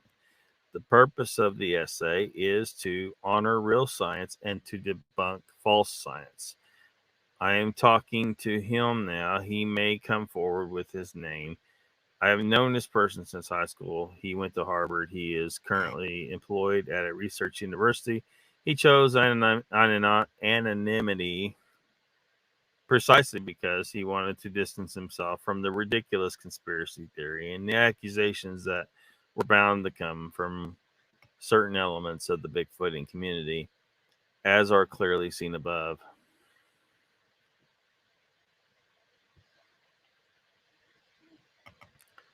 And Joe Black continues saying, if he is real, Dr. Ketchum has already addressed his concerns ad nauseum. In my humble opinion, he is not being intellectually honest. I will be very interested in who he is, so we may check his background, find out his personal beliefs, see if any of his friends are willing to stab him in the back, check out all his personal affiliations, see what political groups he is a member of, etc. I do not see why he should not be given the same treatment Dr. Ketchum was given in the interest of fairness and impartiality. And I still think his critical points were very similar to the journal Nature referee, so I still wonder if he had a leaked copy of the peer reviews to draw his criticisms from. And it is a valid question whether you want to admit it or not. Some of what Joe says I agree, but look, just because someone comes up with the same criticisms doesn't mean they were, in possession of leaked information there. He made the exact criticisms that most any mainstream scientist is going to make, right down to his erroneous discussion about archaeological evidence of Caucasians in America before the Native Americans. He's course, he's not an archaeologist, and most archaeologists are not going to be on that bandwagon, because that is a risky situation where you're risking your career a little bit if you admit that. Because I have suffered direct the destruction of my career because I was talking about that. I know you cannot talk about that if you're professionally working anywhere in a field that has anything close to that, or in connection with any organization that's got interest in that. You're going to screw your life up because they do not want people to know about that. So I understand why this guy wants to be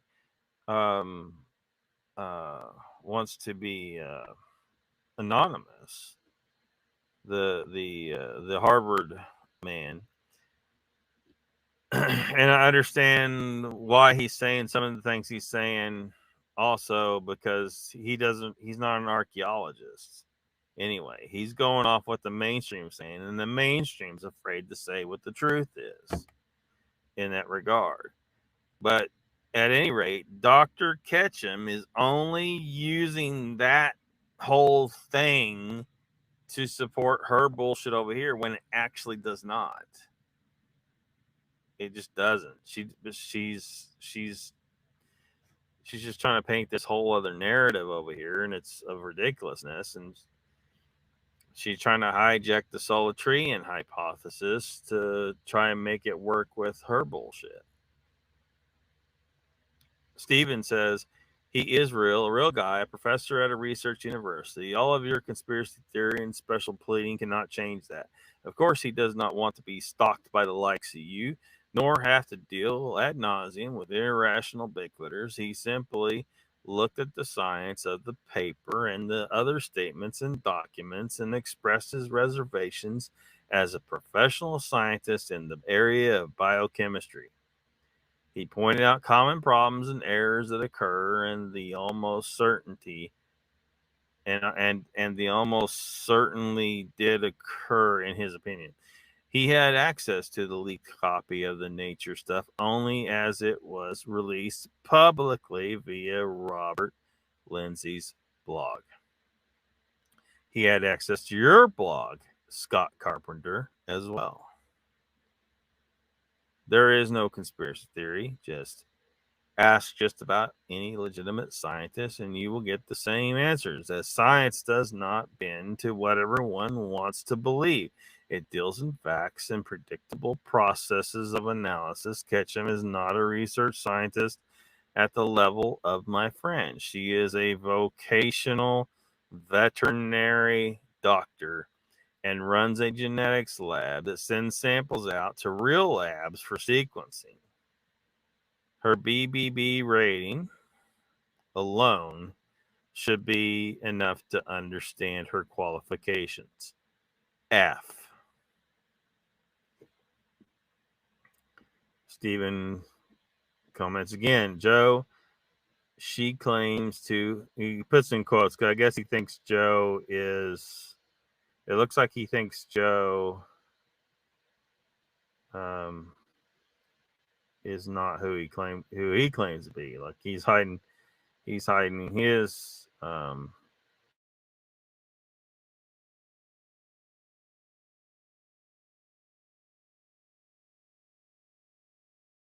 So he says, Joe, she claims to have addressed his concerns, but according to my friend, she has not adequately addressed them, and in fact has committed some kind of scientific cover-up or for errors and asserted things that simply are not substantiated. I will see if he will come here and comment further on these matters, but he is a busy guy with a lab to run and courses to teach. Not everyone has someone like Wally paying them nearly $500,000 to foist a crap paper and flawed hypothesis upon a world, you know. This goes on and on and on. If you guys search this out, I'm sure you could find it if you want to read the rest of the commentary. But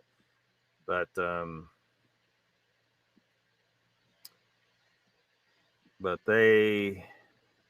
I'll scroll through it. I got all the comments here, but I don't think we need to read them all. However, if someone pauses and they can read it all in the video here, as I have,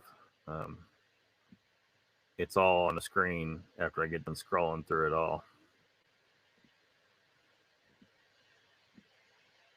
Oh, where's the end?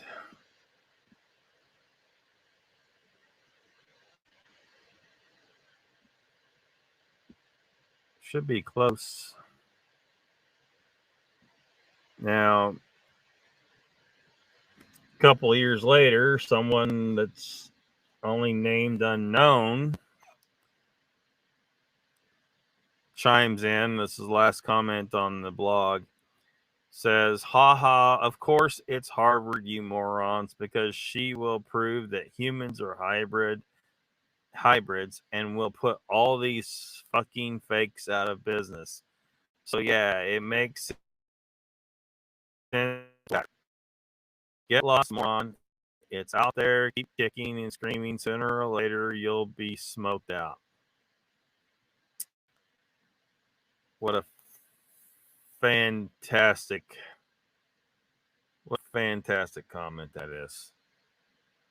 Anyway, Melba's study's bullshit. It's pretty much been torn apart, but people are just bending over backwards trying to protect her for some reason, even though she's clearly a nut job. Clearly.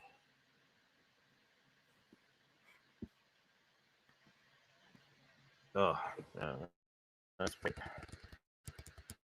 Turn the light down on that son of a bitch. Holy crap.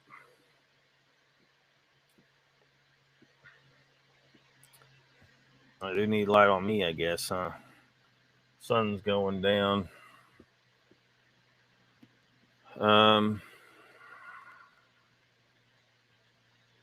Icon says root beer can be brewed so many different ways. That's why I like it. It's worth a shot.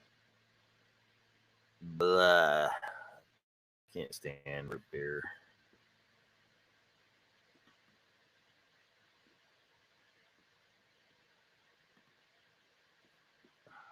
Get me back on a...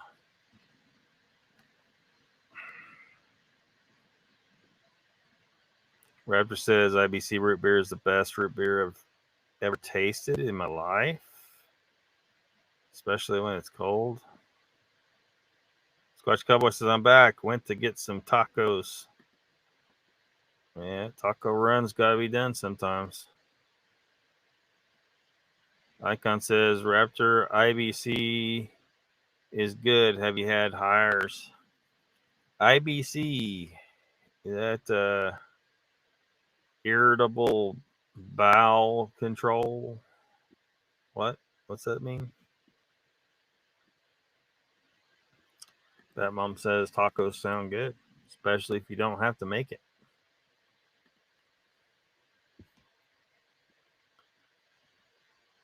Still the best to you. Tacos and beer. Fart City. Yeah, I can't even pronounce it right. Maori, I think, is what he's talking about. But he got a few extra letters in there. Bino. Well, we're here. Clydesdales are going through a gender race surgery. The damn Clydesdales are trans now. I'm not surprised. Anheuser-Busch, you should hire me to replace your marketing people, and I'll put an end to this. You got to hold your nose. You need to hold your ears. Just look the other way. I'll handle this. But there's one thing Anheuser-Busch needs to accept right here, right now. Bud Light must die. Bud Light must be retired. The only way you're getting out of this whole situation is you retire Bud Light. It is over. It is done. You'll still have Bud, you'll still have Budweiser, but and then you'll have all your other brands, but you just got to say, look, you know, clearly we have permanently tainted Bud Light. Uh, and you got to actually apologize, like not that bullshit statement. Yeah, blah blah. Shut the fuck up, and cringe that commercial you did trying to patch things up. Who approved that commercial? That was so freaking cringe, so obvious. Imbeciles. Going from gay to patriarch ain't working too good for the horse piss. Yeah. Stroke again? What? Did he have a stroke again? Who? Why don't you watch Mogs anymore? I don't know. I don't know if I want to go into that right now. It's probably not that big a deal to most people, but I just don't see why I need to be. Yeah, I just don't want to go into that right now. Sorry, Danny. Ladies, old laces, if you are interested, check the archives of the Coalition Critical Thinking and Bigfoot Research. Yep, I'm on there. I can't comment on anything right now because Facebook has suspended me for a month for a really tame joke. Actually, it wasn't even. I couldn't believe it. I was like, some of the shit I've said elsewhere, and you guys are after this. It's weird, man. There's treasure trove Bigfoot information and discussion in that group. Yeah. Danny says I had a big piece of grilled chicken and a piece of country fried steak. Jawbear says so. There's a man pretending to be a woman selling water, pretending to be a beer. What's the problem? Well, I don't know why they're bitching. Like, they bitched about Aunt Jemima, Uncle Ben, and all that stuff. You know, getting all this, and now that people are bitching about this, it's the same thing, only, but because it's the right, the left is like, oh my gosh, you guys are assholes. Well, why are they assholes and you're not assholes for wanting to take Aunt Jemima and Uncle Ben off the stuff?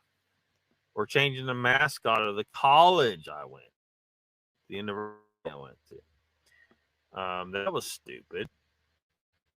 We were the Redmen. Did they ask any Native Americans if they actually gave a shit? Like any members of the tribe? Because I'm a tribe member, and I can tell you, I give no shit at all.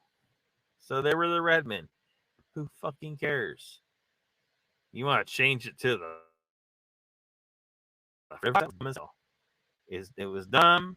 It will always be dumb.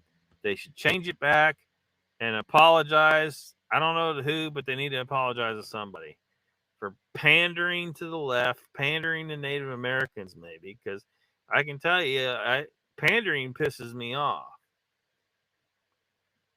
And it pisses off a lot of people. When you pander to women, there are some women it pisses them off. When you pander to black people, there's some of them it pisses them off.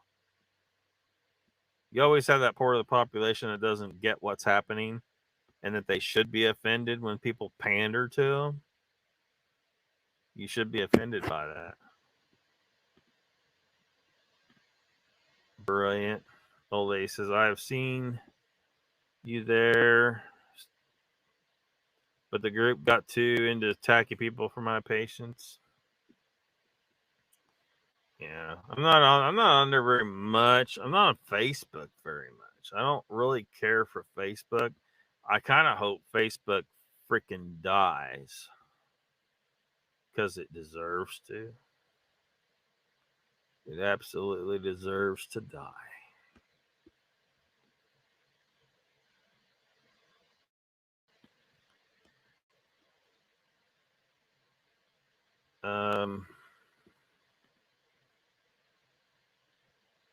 So there was this other funny situation. Let me get this pulled up. involving Melba Ketchum.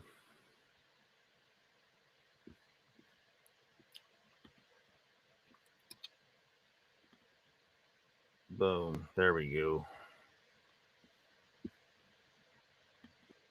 This is on BigfootEvidence.blogspot.com. Post by Sean. Titled Melba Ketchum tells Dean Cain she's disappointed in his decision to host Bigfoot Bounty. Got us a little meme here. Melba Ketchum said she was disappointed in Dean. They're all laughing at Melba. I wonder why. So I guess these are Sean's words here. Oh, wow. Earlier today, there was a battle between Bigfoot Bounty contestant Richter Riolo and Dr. Melba Ketchum on Facebook. The show hasn't even started yet, and the battle lines have already been drawn. In a recent statement, Bigfoot DNA expert Dr. Ketchum says the $10 million Bigfoot bounty is really about harassing the big guy, and it's impossible to win the show.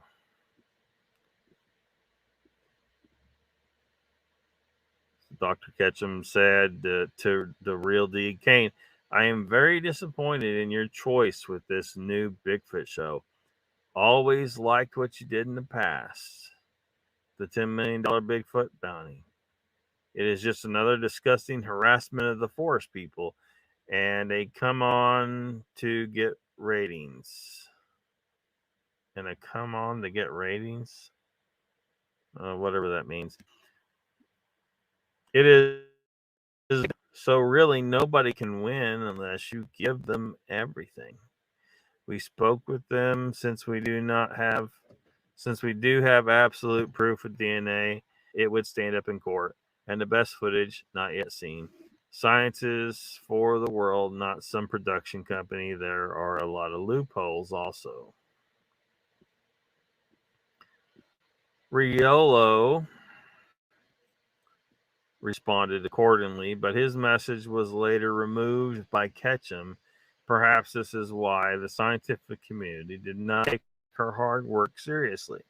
If she can't even engage in civil debate on the subject of Bigfoot, even in the realm of television programming.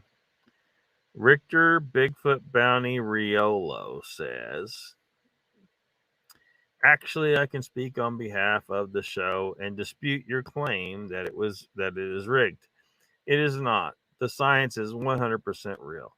Please come on after hours with me and Dr. Disseltel and raise your questions and concerns because they're valid since you are concerned for the well-being of the Bigfoot species.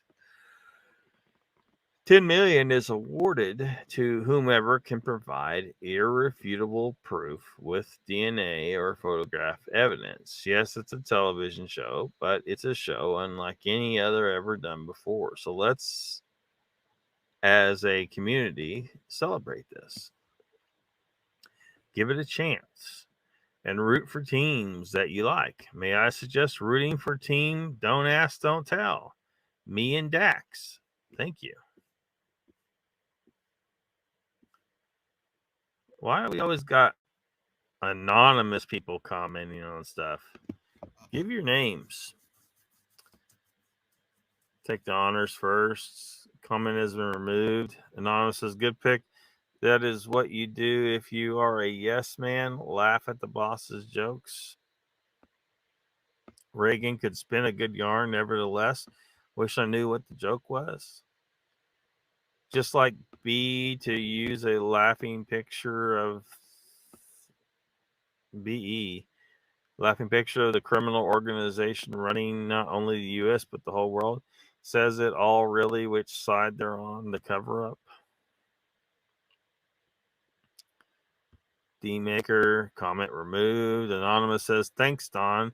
But even if I agreed with their politics, I simply do not have enough time to join the Triple K Club. Makes me wonder what D-Maker said. but it's been removed. Anonymous says, big ginger strikes. There is no hiding place, Dawn. What did he say? Big Jim Rennie says, now then, MMG and Joe are resident butt-hurt footers. Please return to your homes. Everything will be okay. Big Jim Rennie is taking charge. We won't have any of this Bigfoot nonsense on my watch. All I can suggest for you two is to do a bit of studying of the subject of science. Start at the basics. Big Jim Rennie over and out. Unknown says, Big Jim, didn't you get beat up last time you were in town? The last time I checked, you were on a Bigfoot blog. You must be big time confused. Yeah, Big Jim Rennie has got this. Where you been, Jim? Last time I saw you, your tater hole was flapping in the wind like a sail on a pirate ship. What is even going on in this comment sections? Anonymous says, hey, Joe, I shut down this place last time and left you footers in a pile of smoldering ashes. And I, Big Jim Rennie, heard rumors of Joe getting a bit big for his boots. So it's time once again for the nonsense to stop. Simply put, you have no Bigfoot. That's the bottom line. You can copy and paste endless paragraphs of drivel, but there is still no actual Bigfoot to point to. Not even a shred of DNA evidence that you can point to, which can be examined, resulting in a yep, that's Bigfoot. You have nothing, as usual. The same with all you footers. Any other animal you can give some evidence for its existence, and guess what? You'll actually have proof of the animal because the animal actually exists. Shame that doesn't work for animals that don't exist, like your superhuman mind speaking, knuckle dragging, cone headed, night vision, 9-foot tall magic wood ape.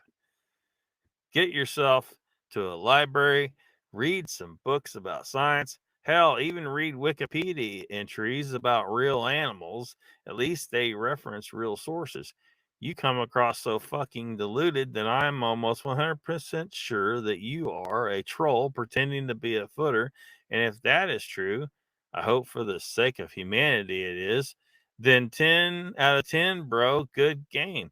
Sadly, I think there are people that delusion in this world that is a scary thought. And I'm not even going to start on MMG. Now, back to business. Everyone stay in your homes. If we all pull together, we can get through these hard times. Big Jim Rennie over and out. Sup, dork from Anonymous. Woo, thanks, Big Jim. We're going to give this science thing a shot. I'm really nervous about it. I mean, communicating with the dead. Do I need a medium or something? I have a 32 waist. Unknown says, hey, fat boy, here's a cut and paste just for you. You have 10,000 years, the natives say 50, of acknowledgement of this creature. You have a transition from this into settlers' diaries that had no link to one another geographically that told of the same consistencies. You have 150 years worth of archaeological and anthropological studies that have documented giant skeletal remains in libraries up and down your great country. You have a transition into that of modern accounts that tally the tens of thousands. That is, of course, just skimming the surface of those accounts, much of which are multiple person. You then have tracks with dermals that show scar tissue and toe bending, consistent with species traits from different states years apart that are also found 50 miles into wilderness interiors. You have a transcribed language that was recorded from a similar description of the country. You have film footage that you cannot explain, and you have science, and all the time it has had to debunk this subject and hasn't, asking questions.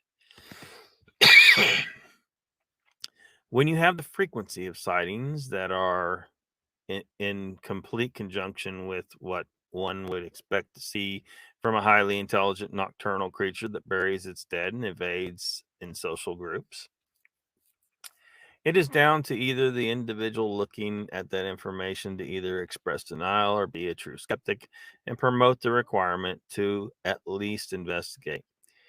You have never had anything shut down except for probably your pizza business where you ate all your profit, probably why you give yourself the kinder name of big when you're probably just fat. No, the pleasure's all mine. Unknown says, and fat boy. Pop along to those libraries you claim to know a bit about and read some stuff like this.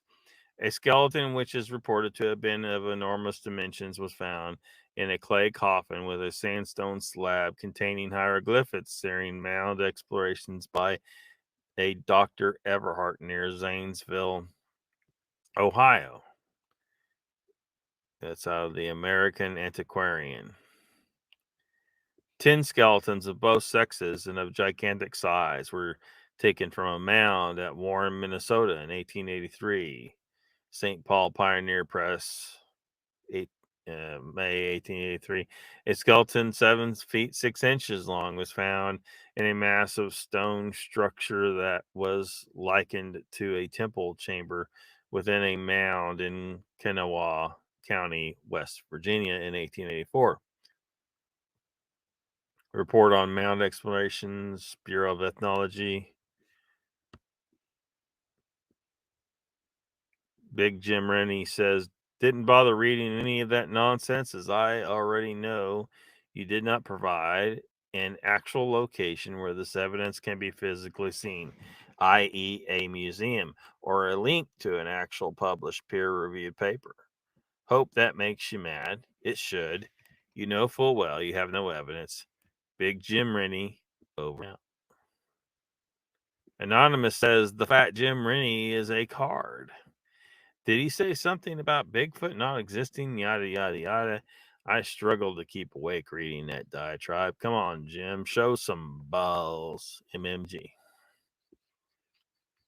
Most people skip Joe's BS and go right to the next post where he gets smoked. Yes, fat boy, those archaeological and anthropological studies would be found in those museums you claim to visit too. Now run along, fat boy. You're on a Bigfoot blog. I don't know how this goes on and on. So I guess I could scroll through it and people, if they wanted to pause and read all this shit. I mean, Rennie the rectum ravaged skeptard yet again has a tattered tater.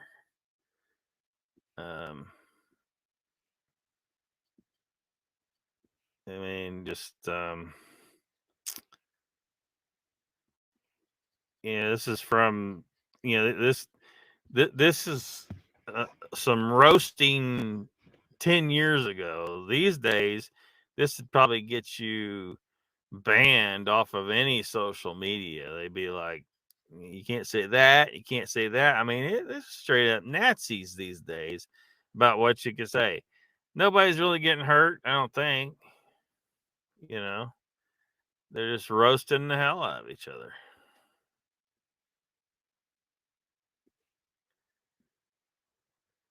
Joe, have you ever kissed a girl? What do you think of your leaping Russian Yeti bullshit?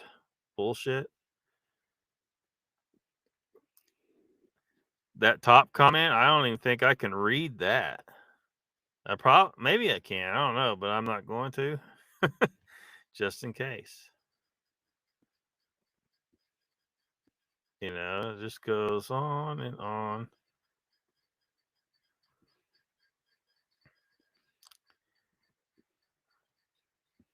Oh man. And of course, y'all know Richter, or no Richter. Whose show was he on? I think it was Moog's, or he decided it'd be a jolly good idea to talk on a largely Bigfoot channel about the wonders of anal orgasms. Damn it, Richter. Rick says, "Did I own her? I try to be decent and try and not be the bitchy gay man I am known to be." I wanted a discussion on the subject matter. She ignored me. I feel sad. This show is a win-win. So now, the one thing, like, she is, Melba Ketchum is saying something that I agree with. I don't think that that people should be harassing the Bigfoots if they're real. I think that if they're real, they are people deserving of the full rights of any human being. So at least she stands for that. Something, good. Butt hurt footer is really butt mad tonight. Good job, Brittany. Richter says, vibrators hurt my pink hairy hole, but your warm goodness will make me squeal like a schoolgirl.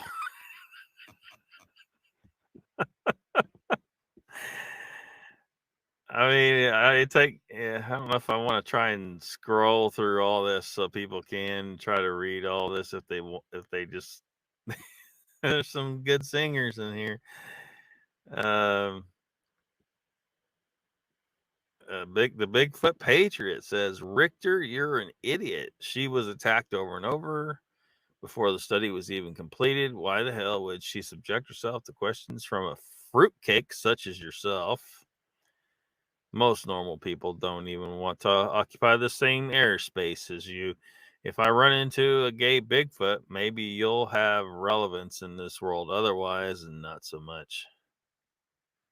TBT says, P.S. I think you have to be gay to be a flamethrower, right, idiot? So yeah, some of that happened,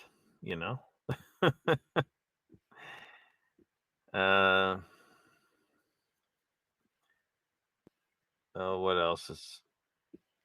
I'm missing a lot of stuff here, but I'm just gonna keep scrolling and see what else we can pull out of this.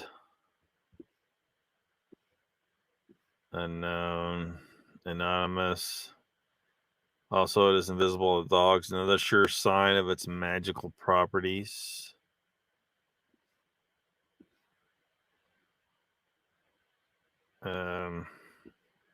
Raging Skeptard Alert is the name of this person. 331. What are you talking about here? Raging dipshit Skeptard twerk tard dumbest comments of the century. Congratulations. You have proven big feet do not exist, have you? Congrats. You are the first person in recorded history to have proven a negative. You must be an astounding genius. My God, we are quaking in awe. It's an extreme stretch to claim that Patty is a bloke in any kind of suit, jumpsuit, business suit, wetsuit, you name it. Patterson went where the footprints and reports were hottest. He took an expert guide, Gimlin. He took guns, a camera. He drove pack animals in as far as possible. Went to the backcountry of pack animals. You can point to almost no researcher who uses pack animals in the backcountry to search for Bigfoot. There are your differences. A Bigfoot might be interested in, curious about, or less fearful of horses than people charging in on 4x4s. Most researchers car camp, shoot video from the car, camp, or hike in a short distance. Patterson and Gimlin did something much different. You asked, there's your reply. Anonymous says, shameless. So you're saying Bigfoot must be real because a con man used a pack horse and no one else has ever done that before or since? Wow.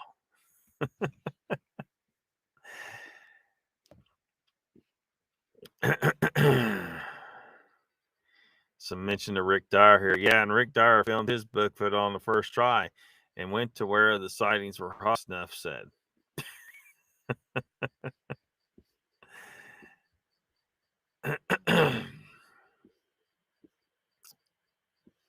What else we got? Multiple cover-ups.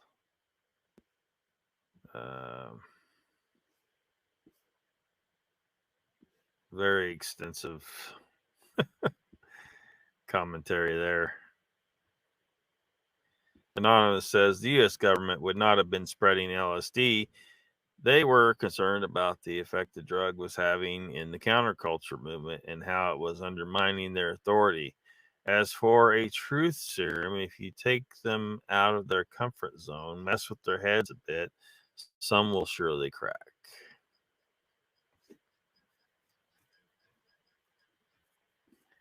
Huh.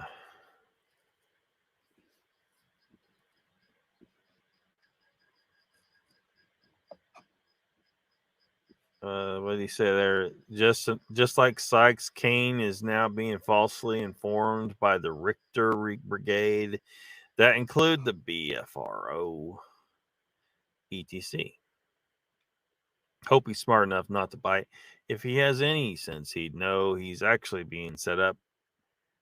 Those ex-presidents are laughing at him too.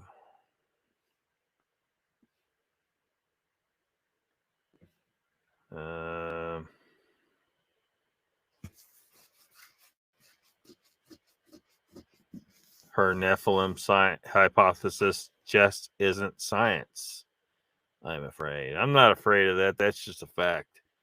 It's not science. It's just some bullshit cult belief she has, and she's trying to make it real.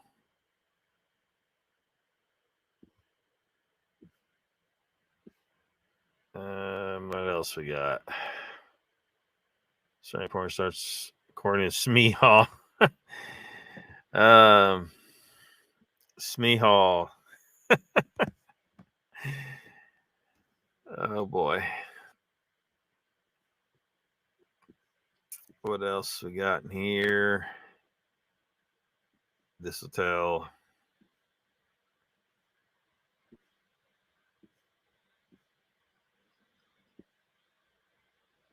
Finding bears in Texas is right up there with finding Sasquatch. What? Krantz likes Meldrum's role now. Was merely being a puppet for science. His theories have been proven wrong. Most crucially, the fact this is no animal.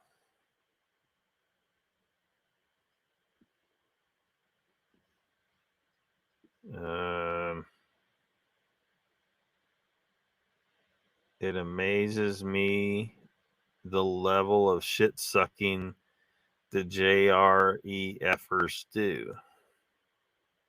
Forget explaining the single biggest obvious obstacle, the footage, and scrape up the same level of hearsay and lies that they claim footery is based upon. Or just pick on an old widow that deserves to get every little penny for one of the greatest pieces of footage ever. Pretty hysterical.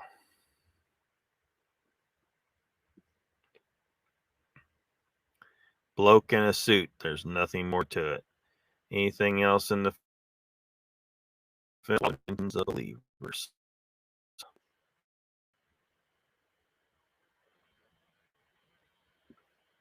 Huh. Let's talk about magic monkey suits that can be made by broke amateur filmmakers that appear to trump all efforts of technologies and special effects for the past 46 years, and talk further of magic, miraculous, weird proportion people to fit to the magic monkey suit. It schools you every time, and I will smile typing it to the end. Got monkey suit? Why would anyone else have a suit that was used in the PGF? That is an absurd request.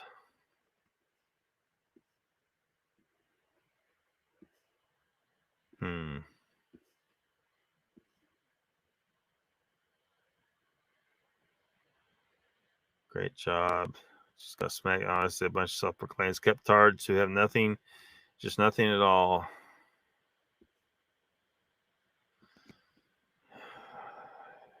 I wonder if anything was accomplished in all of this conversation. The other guy that threw away 25 years. I've been tracking Sasquatches for 25 years from behind my desk on the internet in Wales. Oh, man. Something on your screen. He likes the all caps, don't he? I do think there's a moron on this blog. Morons on the Hill.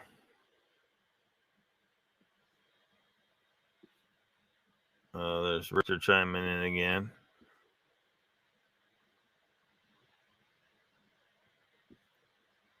News is news, fake or real, interdimensional, not imaginary. Oh, shit.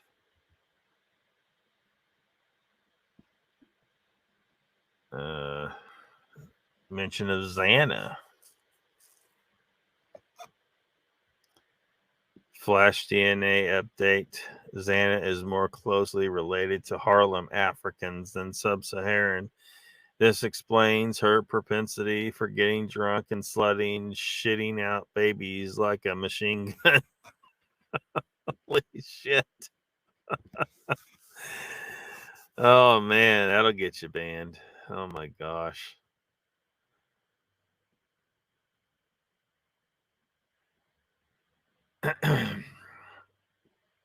Unknown says, of course, I don't believe in big feet, but really enjoyed this Richter fella dropping the bomb on Melba. Too funny, and isn't this a case of the pot calling the kettle black? Didn't she charge Joe Public a monetary fee to view her court-worthy DNA papers? I wish Big Feet was real, just so he would kidnap her Fruit Loop ass and take her away forever.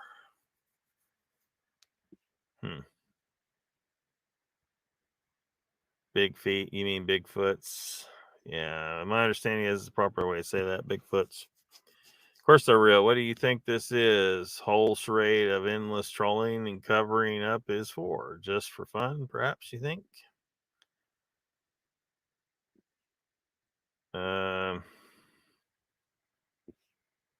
Asking if Melba's going to be on Richter's. Anonymous says 3 jars of poop for the first person to shoot Santa Claus. Huh.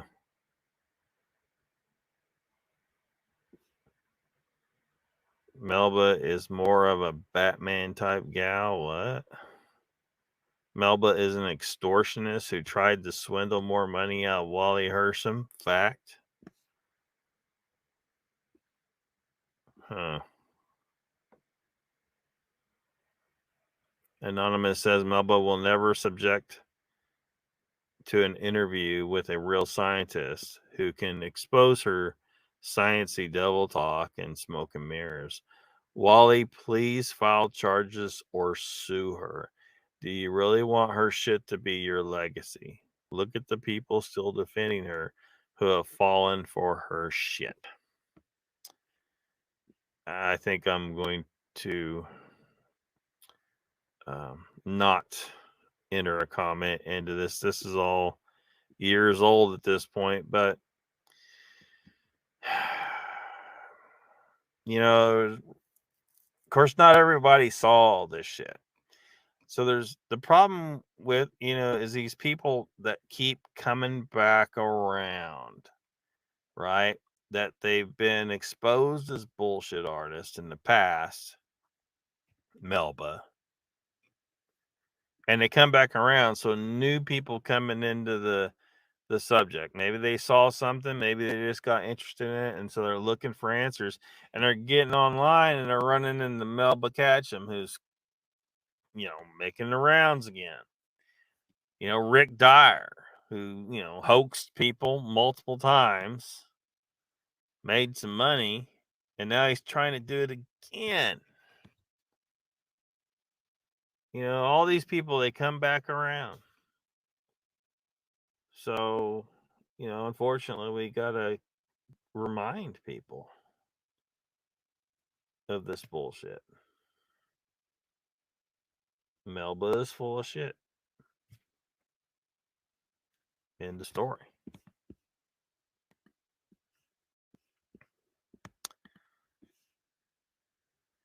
I already read that one. Lady in the Woods, who are you? Different name. Which article? Yeah, this is old stuff. This is a blog, Bat Mom.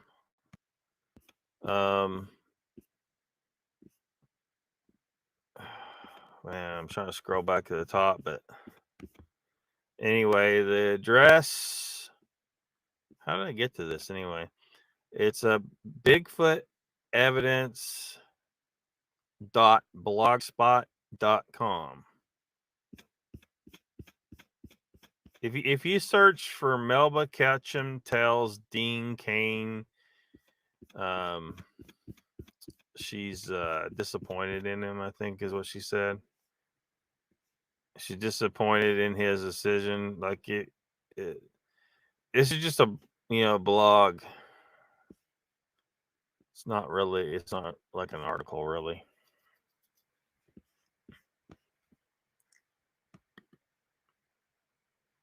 I guess I could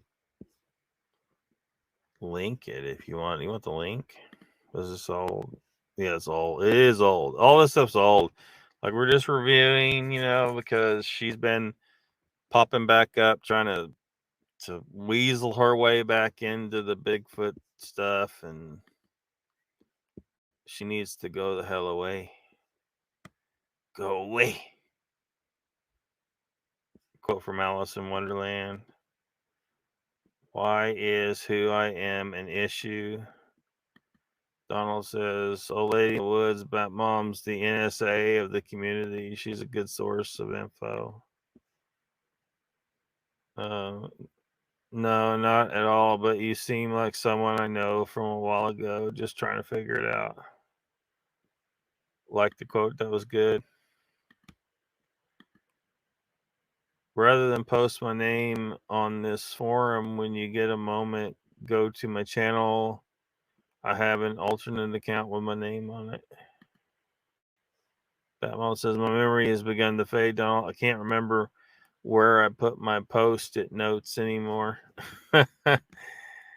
Oh, man. CRS. I'm way behind in the chat, ain't I? Holy shit. How long have I been looking at that shit? Make good books. 1,000 places to lose them. Free porting. ALL forum. Parking. Free parking. Drop Bear says, chessboard. I changed my name and everyone knew straight up. Deep introvert, it's unlikely to a certainty that you know me. Batman says, Drop Bear, I had to be told if I changed my name, how would you guys know it was me? You wouldn't. That's a problem with, I mean, like,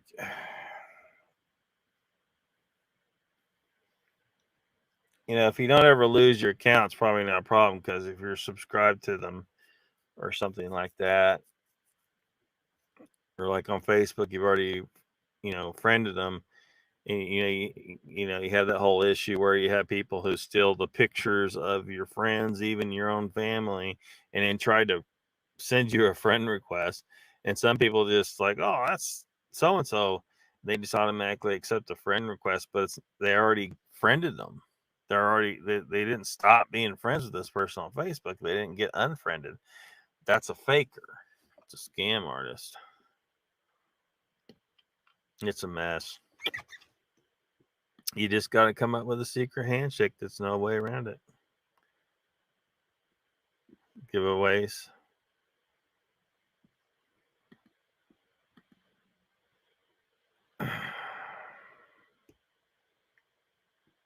I had them. Speech patterns. Scotty, so true.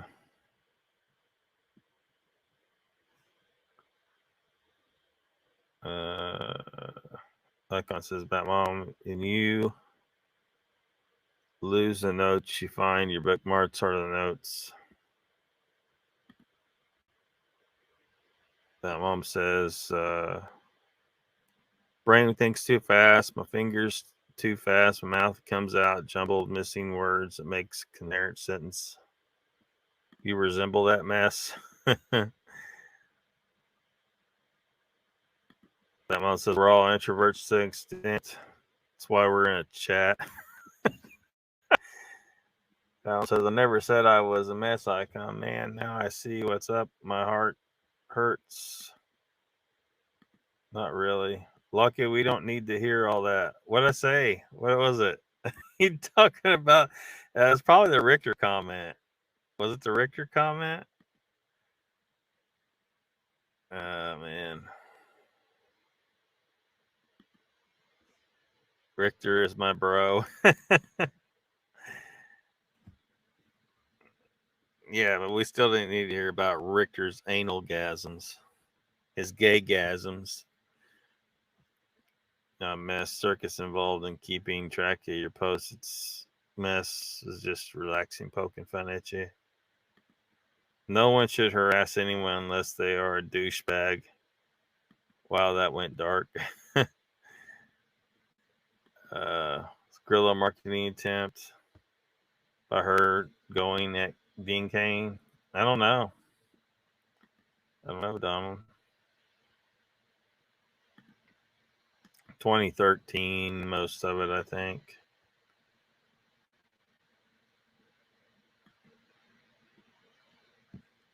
Drop barrel of some of you. Any more info on that tractor show? Batman says, I bet this is what Lockie does off air. He just reads it out loud for Hey, the comment section of shit is where some shit's happening, where some funny shit's getting said sometimes. Like that there, like, you saw all that shit. You get fucking kicked off of Facebook for all kinds of shit that we just saw in there. Like Facebook would toss your ass out.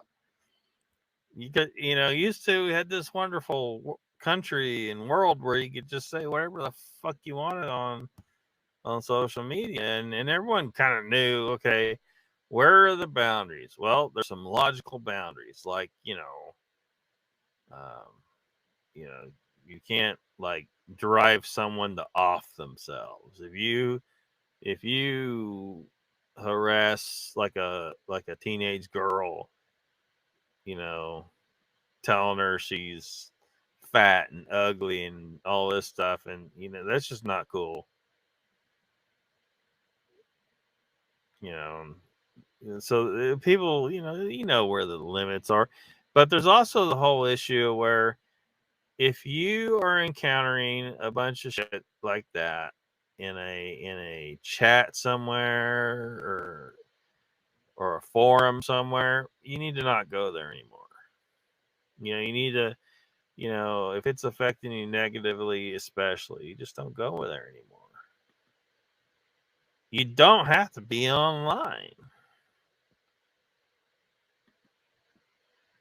because it's funny. And there's some decent points here and there. Comedic effort. But I'm not sure why he's reading other than an example of how out of hand some online discussions can get. I don't know that any of that was out of hand. I thought a lot of it was hilarious. There were some very good points being made. Do you guys see that guy Jeffrey Doherty called Dark and Doss out?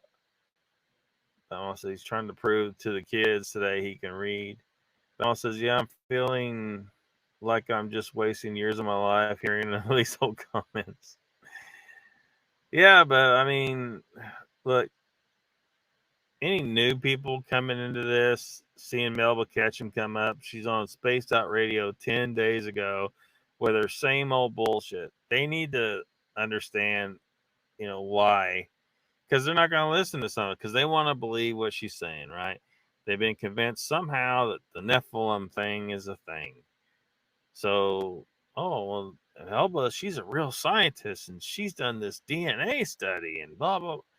Yeah, we done dealt with this years ago. Hearing these old comments, lady says that happens when people don't bother to get to know each other and drive-by nasty comments is normalized. I am of the school that if you have something to say, own it. Yeah. I get timed out a lot because I don't bite my tongue. Yeah. Timeout needs to go away. It's stupid. Let people talk. Let people talk. If someone's attacking you, attack back. Don't be a pussy. I mean, shit, it's online for fuck's sake. It's just words. It's just words.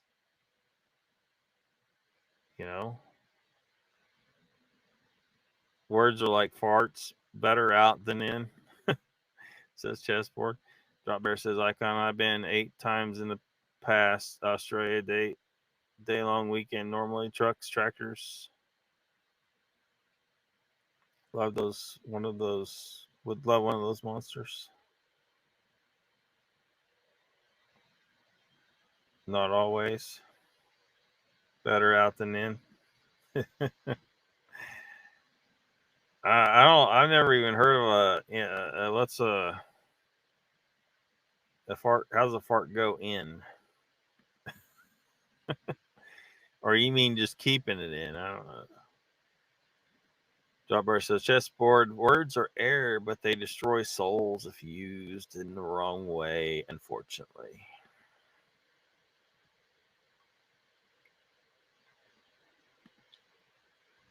Still think it's cool those old oil pools made it down under. Do you know if a lot of them were imported or were they made there?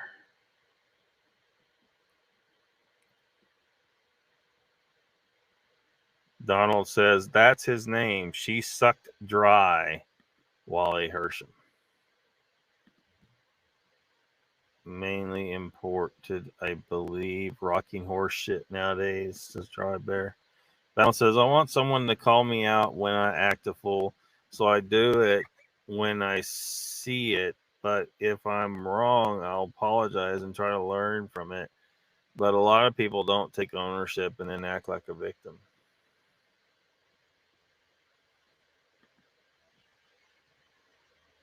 Whoa. Yeah. Laces.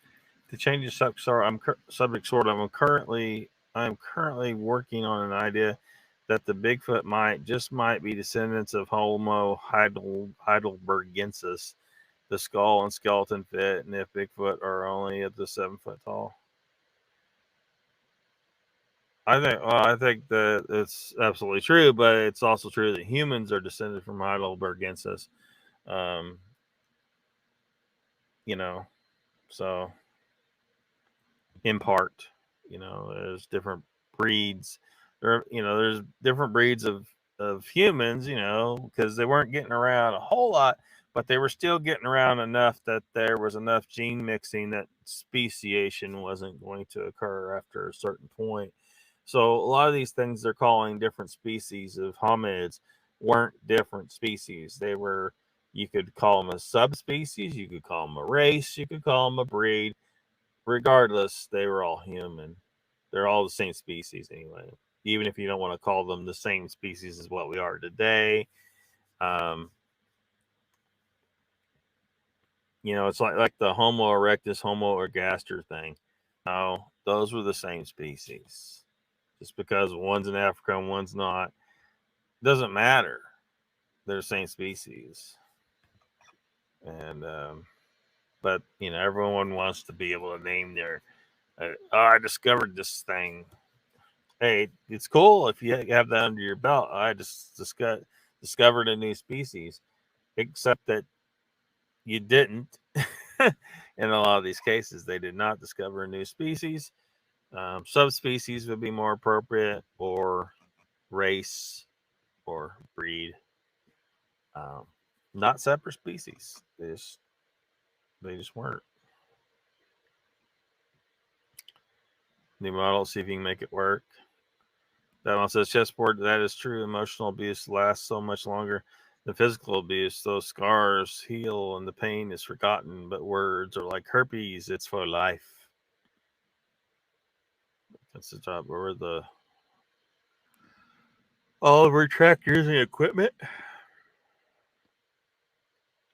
Lady, if you should go on Jeff's or Nikki's show because that's extremely interesting, and I would like to hear more about it. Oh, that's horrible, horrible advice. Drop by Caucasian Sasquatch started running. David Polites down. Man, David Polites probably deserves a little bit of that. You believe the missing 411 is real? To many people disappear and they're never found, unfortunately. Yeah, but he's trying to paint some weird, magical, goofy ass picture or something going on. And that mom says you've been reading it forever, Lockie. Have I? Forever? Like forever and ever and ever? Continent mate. They're still everywhere. Long before John Deere, Kubota, Klaus, Fent. Tractor's legendary. Lady says, for whatever reason, neither Jeff nor Nikki has ever deigned to exchange so much as a sentence with me. Not that it matters all that much. I tend to be too intense for most people. Well, you don't want to. We've addressed Jeff on here, right? There's some problems there. And then with the other people, they attack me. I don't forget. And especially when I think I'm right. And I think I'm right. So,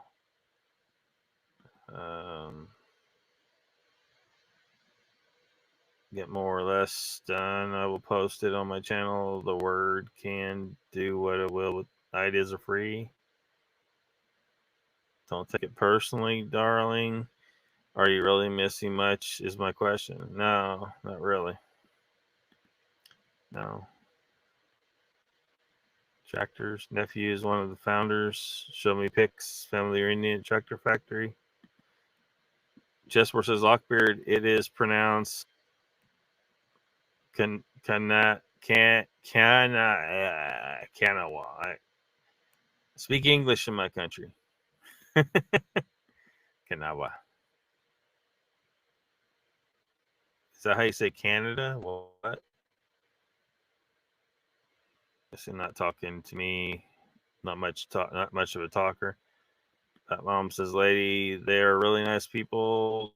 They probably just get busy. Have done Earth and cool they are. Who are you talking? Are you serious? Seriously? Leopard and Panther, by memory, I think big old 30 Cummins series of machines. Try to be sportive, watch hours, if nothing else.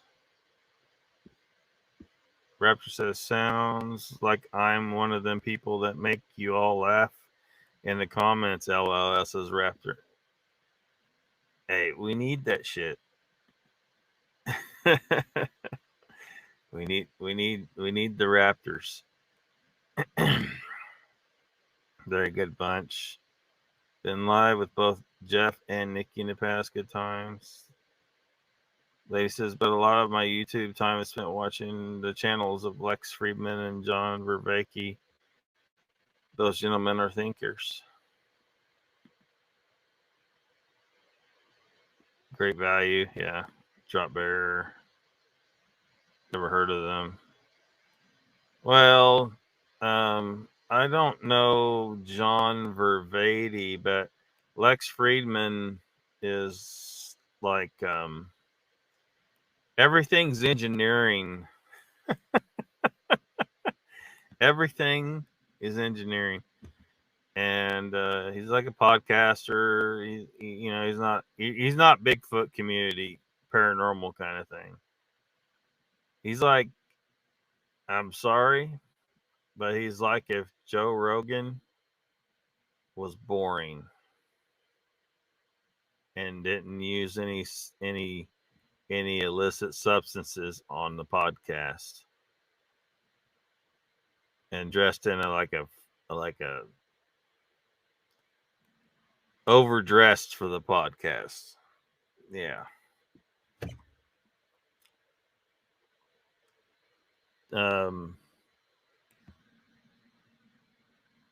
Just it's a real low energy conversation most of the time. Lex Friedman. Surprised Ruthie doesn't collect them. Cat names.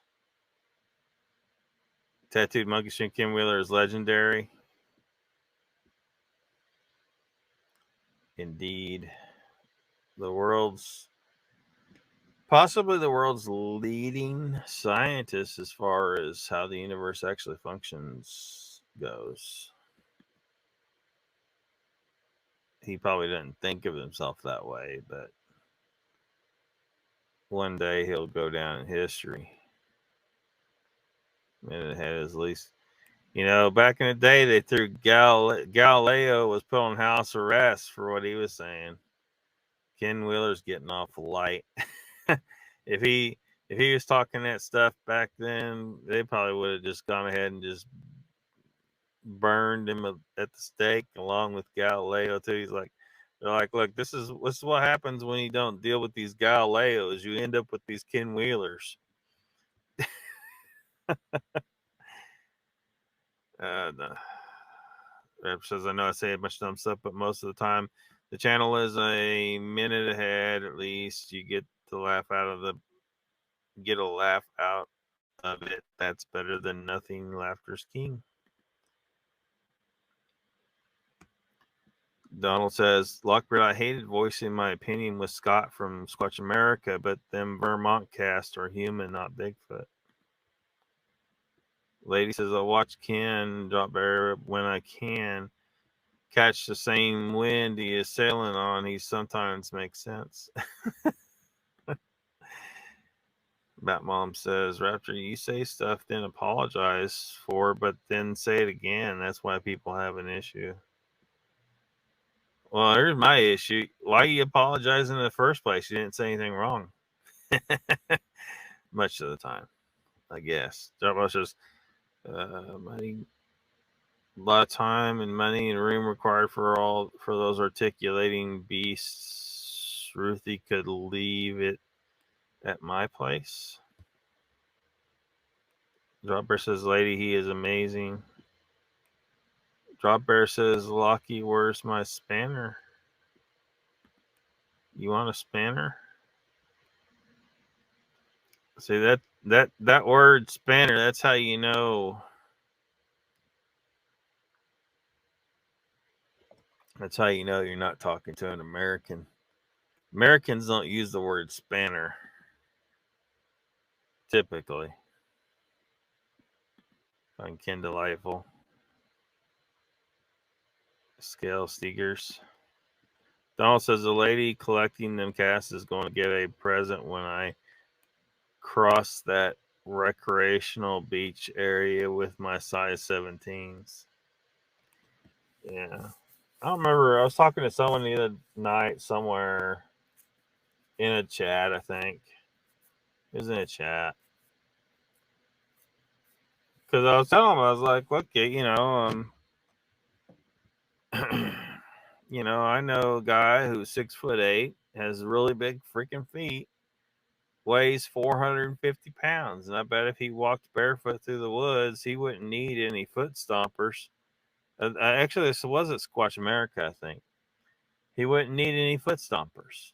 People worry about, well, you could tell or it's a rigid board and blah, blah, blah, and there's no, but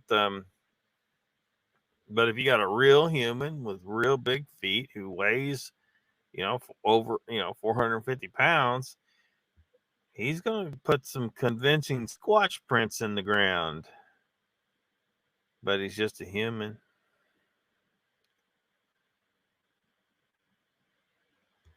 And if he needed him to sink in a little better, well, give him a backpack loaded down with some weight, bags of sand or something.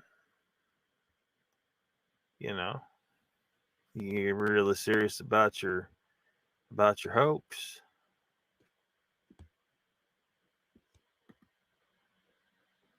Icon says, "Drop bear, God help us if that can't get in the big tractors." What? 200 different models, boxes here, container. Raptor says, "Batmom, you've done the same thing in the chats over the years. Plus, you seem to start fights in chat." What? Killdozer, fuck. Donald says, "Robert Pilates leaves out some critical info to fit his narrative. He's full of it." Yeah, I don't think I trust Pilates either. Farm toys. Topper says, "Fuck yeah." Store and location. Batmom says, "Locky are my favorite." Thank you. Dotbear says, "Donald, mate, you're right. I stopped watching him after his son committed suicide. Couldn't handle the sympathy he wanted."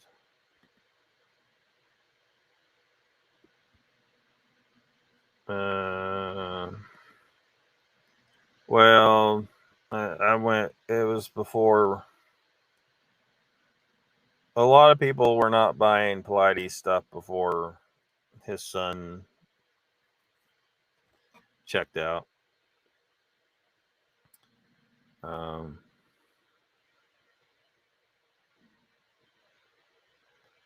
But anyway, he's selling stuff, man. You know, he's selling stuff. Lady says, "Lockbeard Lux has a 2-part series talking to Joe Rogan. It is amazing. It is amazing." Batmom says, "Raptor, I don't apologize unless I mean it. Please give me an example how I started a fight with someone."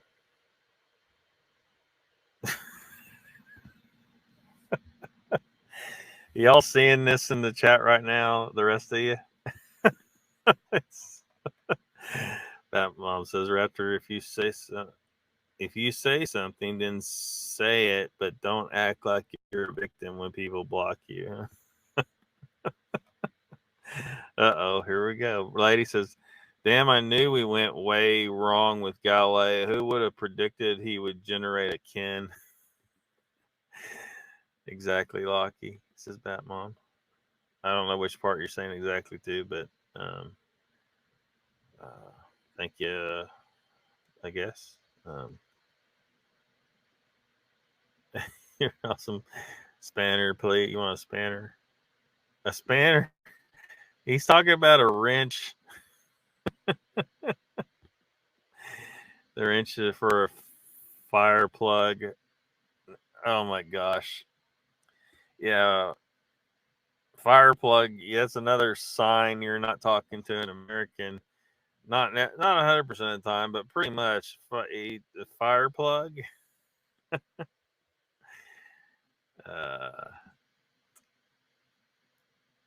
Your ears going well. Bigfoot and on.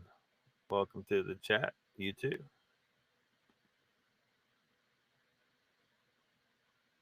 Batmom says, "Scotty, you are awesome for noticing my awesomeness."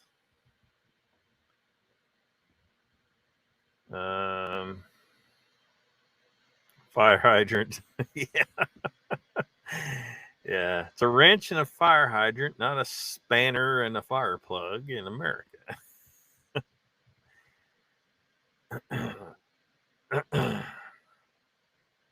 Although Americans call aluminum aluminum as if they're mentally defects. defective and unable to pronounce the word aluminium. They even leave the I out. Fire plug, spark plug here. Hey, Connor. It says icon. What was a fire plug?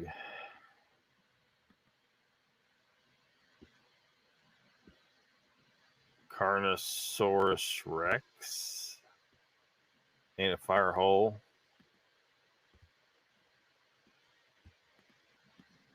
You've always been great to me, says Drop Bear. Name change or not, I really appreciate you. Raptor says, why did you change your name anyway? Raptor says, the Batmom, weren't you the one that was talking crap on the tall ones or Moog show? Got them into a fight one night. They were arguing on Moog show. What? Well, one, why are you watching? I better leave that alone. Your name was brought up on the show, says Raptor. I think that was Judy. Yeah.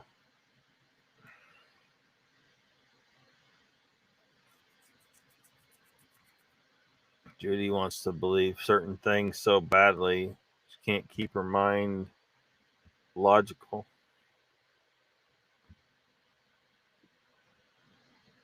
Batmom says, Raptor, you got to get your facts right there, buddy. Raptor, yeah. Because you're missing a whole heck of a lot. I don't know what the deal with Raptor is. I think it just comes across wrong. Oh, snap. What? It need to be said. You good people. Raptor says, I was live on the show and they were saying the Batmom at the time was stirring up stuff when Brent was on the Moog show. Was that a long time ago? Was that long? I mean, how long ago was that? It seems like I remember something like that being said, but I'm not sure. My old timers is pretty bad. Batmom says, Raptor, you go back and watch the show, but it was Jeff's chat earlier the day. First thing you will see what happened. Would you caught Donald says, Scotty, what would it cost me to get a ute out of Australia? Aluminium, yeah. Aluminium. Yeah, well, aluminum's Americans can't say or spell aluminium. They leave the I out in both cases. Icon says at the Batmom, I was following up your 2 shots at Raptor with a typical, oh snap. It seemed like it was missing. It was missing. Probably around 20K in my money, says Drop Bear. 20K.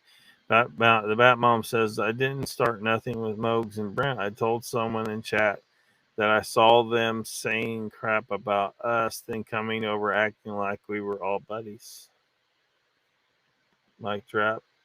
That's about $2 US. Oh, man. Prep says the Batmom. Nobody said it was on Jeff's channel when it was live on Moog's channel at the time. Nobody said it was on Jeff's channel when it was live. I'm not sure what that sentence doesn't quite compute. Exchange rate, you become a millionaire when you arrive. Batmom says, Raptor, that's where it started, kid. Your facts are twisted. I'm telling you where to watch so you can find out what really happened. Nom nom nom. Batmom says, I wish you guys lived closer.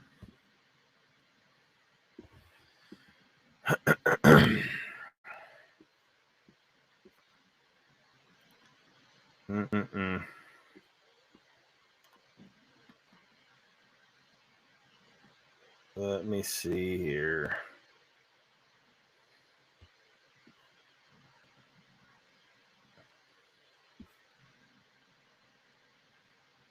I'm over here. I'm jumping over to YouTube here for a second. The system is struggling a lot. I don't know why. It just is right now.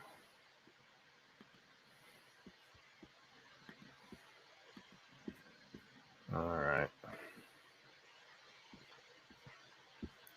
Chessboard says, to the Bat Mom, my mother told me over 60 years ago, when they talk about you, they are giving someone else a rest. Bat Mom says, Chessboard, people can talk about me all they want, but don't make crap up. I have a lot that someone can say about me. Just talk truth.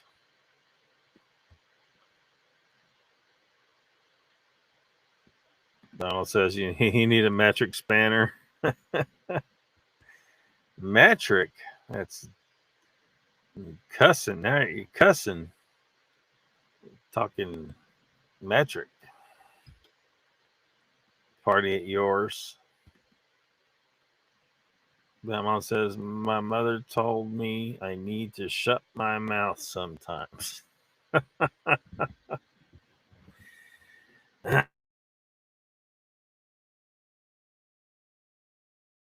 Raptor. Trying to get this to pop up, but it's not wanting to. There we go.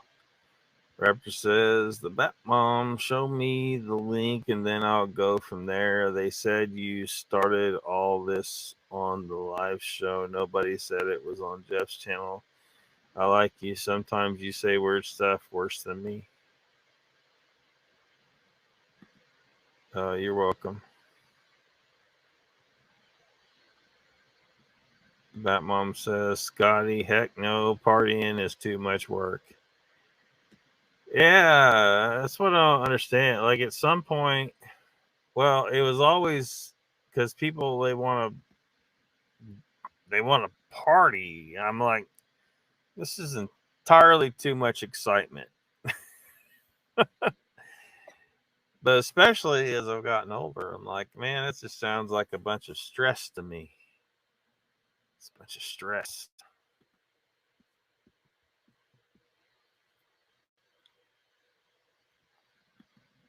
Nothing but stress.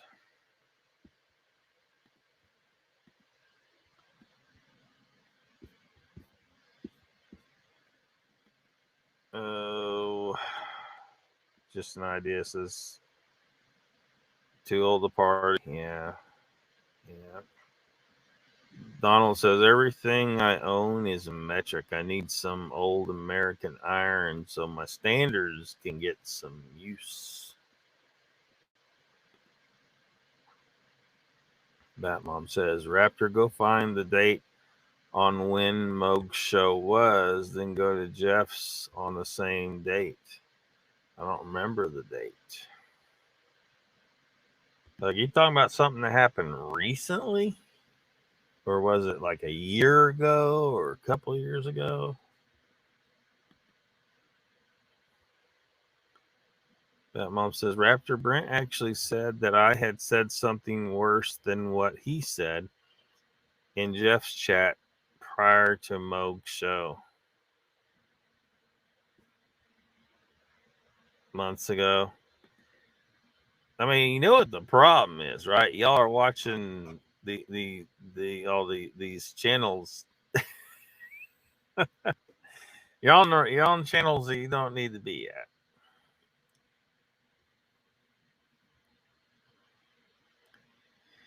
You can watch what you want, but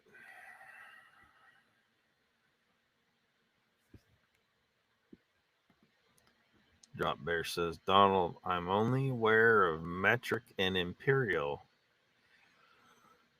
What's the American equivalent? Americans are imperial, but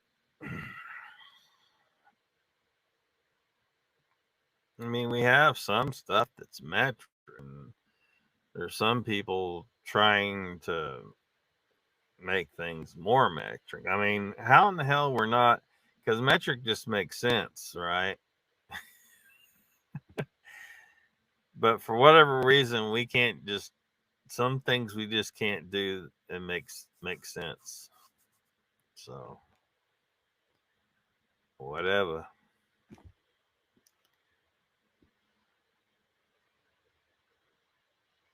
That mom says, I will stand up for someone being wrongly treated. No one was standing up for Brent, and it wasn't okay.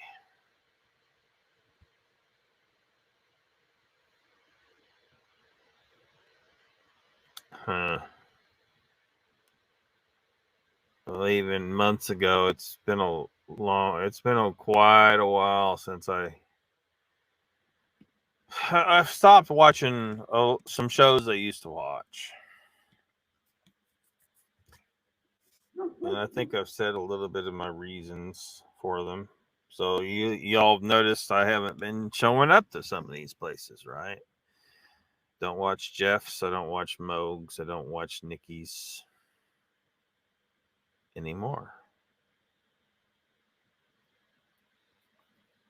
And I've been really narrowing it down more and more. And because even Mr. Lee has had problems in some of these places where he shouldn't have them. You know, Mr. Lee don't mean nobody no harm.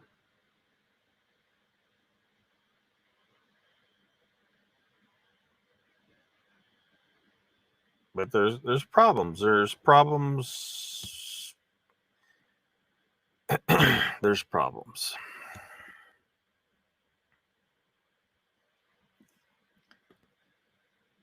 That mom says, Donald, you still talking about metric? Indeed. Donald says, standard is imperial, I guess, in my language, Job Bear. It's a bunch of nonsense. Show me that video. Go to Jeff's channel and show me that video.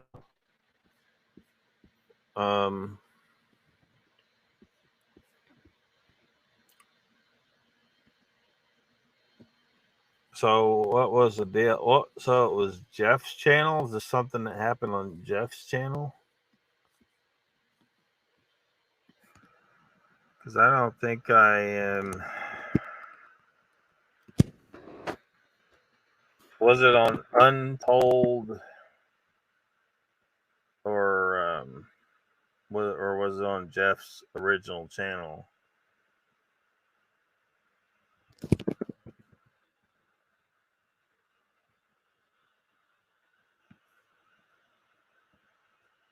Let me see here. Trying to, because when I had to start this new channel, I didn't subscribe to any of these yahoos. They did not do it. Don't plan on doing it.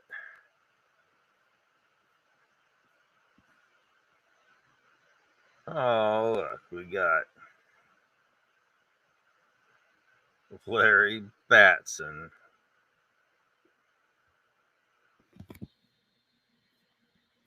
Why people want to watch that, I don't know. Snake Bit. Untold Radio, where bullshit's just all settles in over there.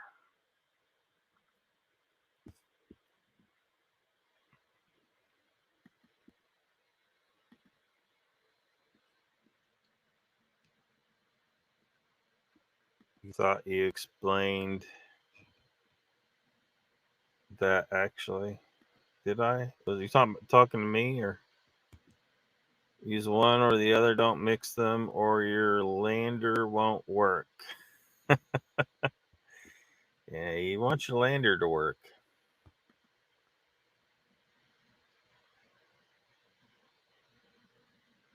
Donald says Mr. Lee stopped with Nikki after her getting on his case. Yeah, too goddamn uppity. Ban, motherfuckers. You stand for free expression or not? Ban motherfuckers is what the bullshit side of Bigfoot does. You know.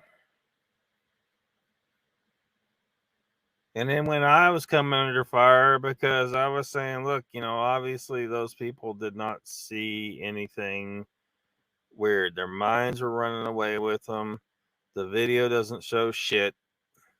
You can see very clearly what they were looking at. It was just gaps in the trees. Very clearly. I mean, it's right there. You know, now they're probably like, oh, we shouldn't have shared the video. Why? So you could cover up the fact that you guys were mistaken? Do you want the truth or not? Do you want to be spooked in your minds, or was this on purpose? Maybe not all three, but maybe one or two. You know, just aching for somehow something paranormal had to happen when nothing paranormal happened at all. Y'all, if that's the case, you should be ashamed of yourselves. You scared the shit out of Jay. But yeah, Mr. Lee, man, why is anyone even fucking getting all bent at Mr. Lee? Thank you for clearing that up.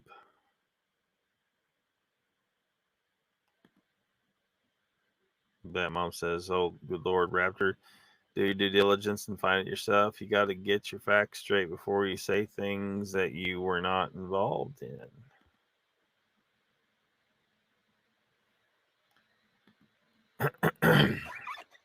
But mom says, yes, it started in Jeff's show that morning.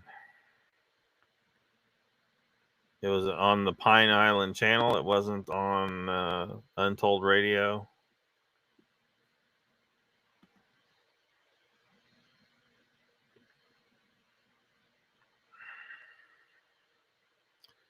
Chessboard says, drop fire. Did you see where the SpaceX blew big chunks of concrete out of the launch pad? Did it, or was that the result of the sabotage? Because anytime I hear some shit like that, I'm thinking, you know, I'm pretty sure Elon's trying his damnedest to make sure expensive ass ships don't just blow the fuck up.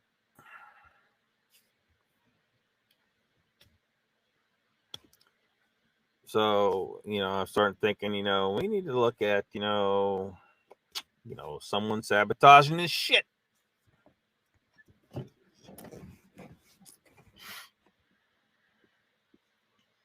Is someone sabotaging SpaceX? There's chill stream. Well, I really don't want to watch it. I haven't watched F in a long time. There's reasons for that. I don't think, you know, I can't recommend that anybody do so at this point.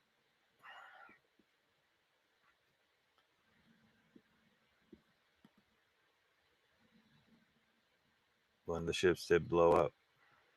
Raptor says, want to go to Pine Island. I can't watch the live chats. They are turned off. I'm blocked from this channel. Yeah.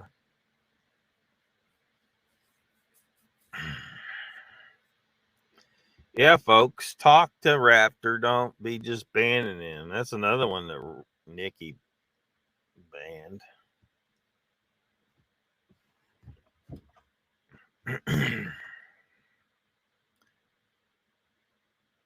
Use bans for like real, you know, real trolls, real bots.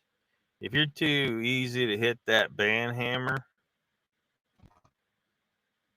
1940s Germany would have been marching people into the camps because you take the Nazism pretty damn well. Don't you know? All he is out there that like to hit that ban, you know, because someone said something you don't like, instead of just talking to him. That mom's talking to Raptor right now. It's working out just fine.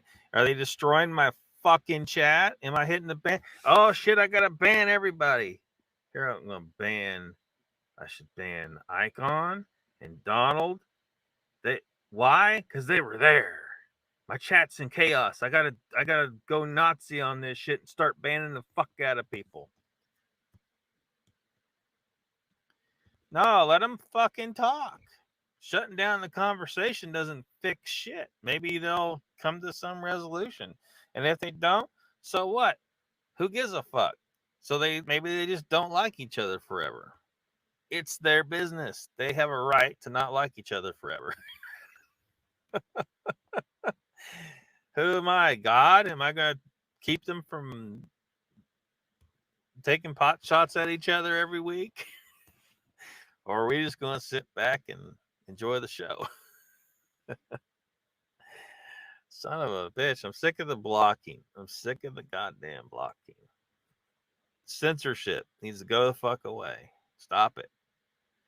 Like I says, yeah, I think that Chill Stream was the last month or so, now that you mention it.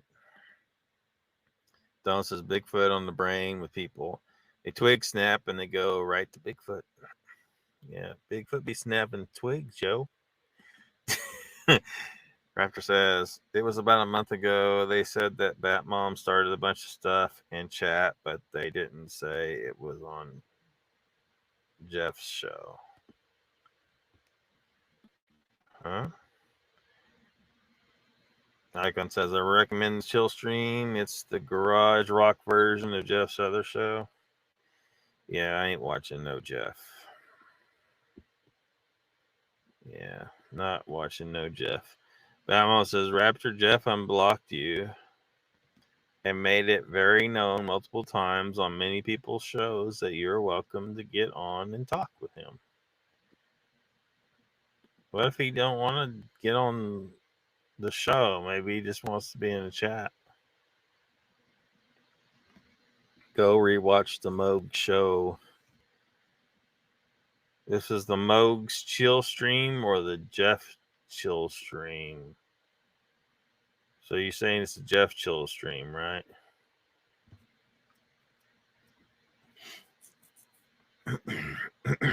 I really don't. I don't know. I'm sure Raptor will go watch whatever he wants to watch. I don't really want to go to either channel myself. So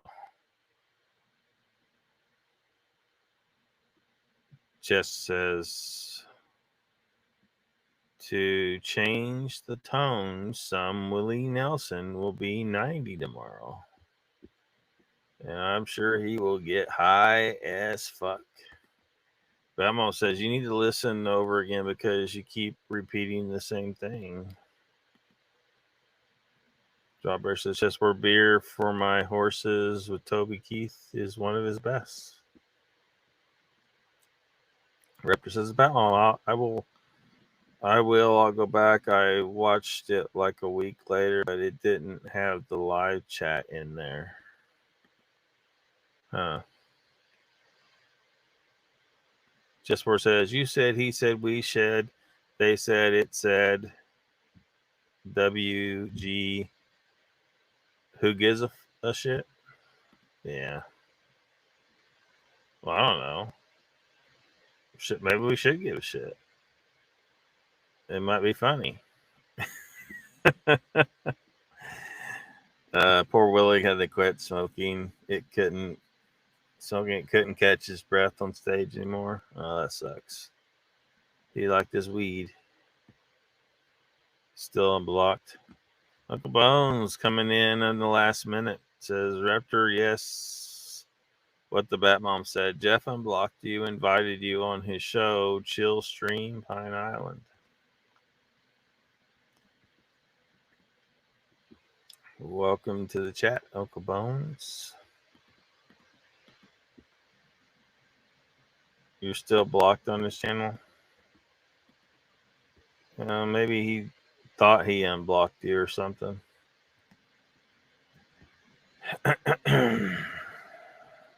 I don't know why he'd want to go on, though. Something fishy over there.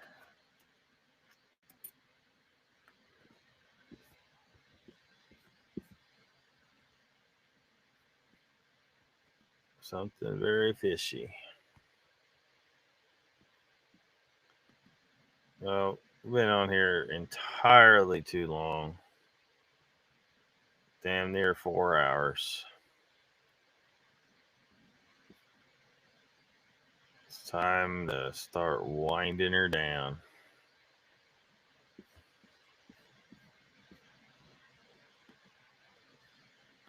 So, thank y'all for hanging out. Not sure when the next random live will be, as always. It's always kind of random. But probably definitely have LOCKBEARD Phenomenon next Saturday at 6 p.m. Central as usual. 10 minutes will be 4 hours. Well, 5 minutes now. Shit. Great show tonight. Thanks, lady. Thanks for coming. Thank you, Donald. Drop Bear.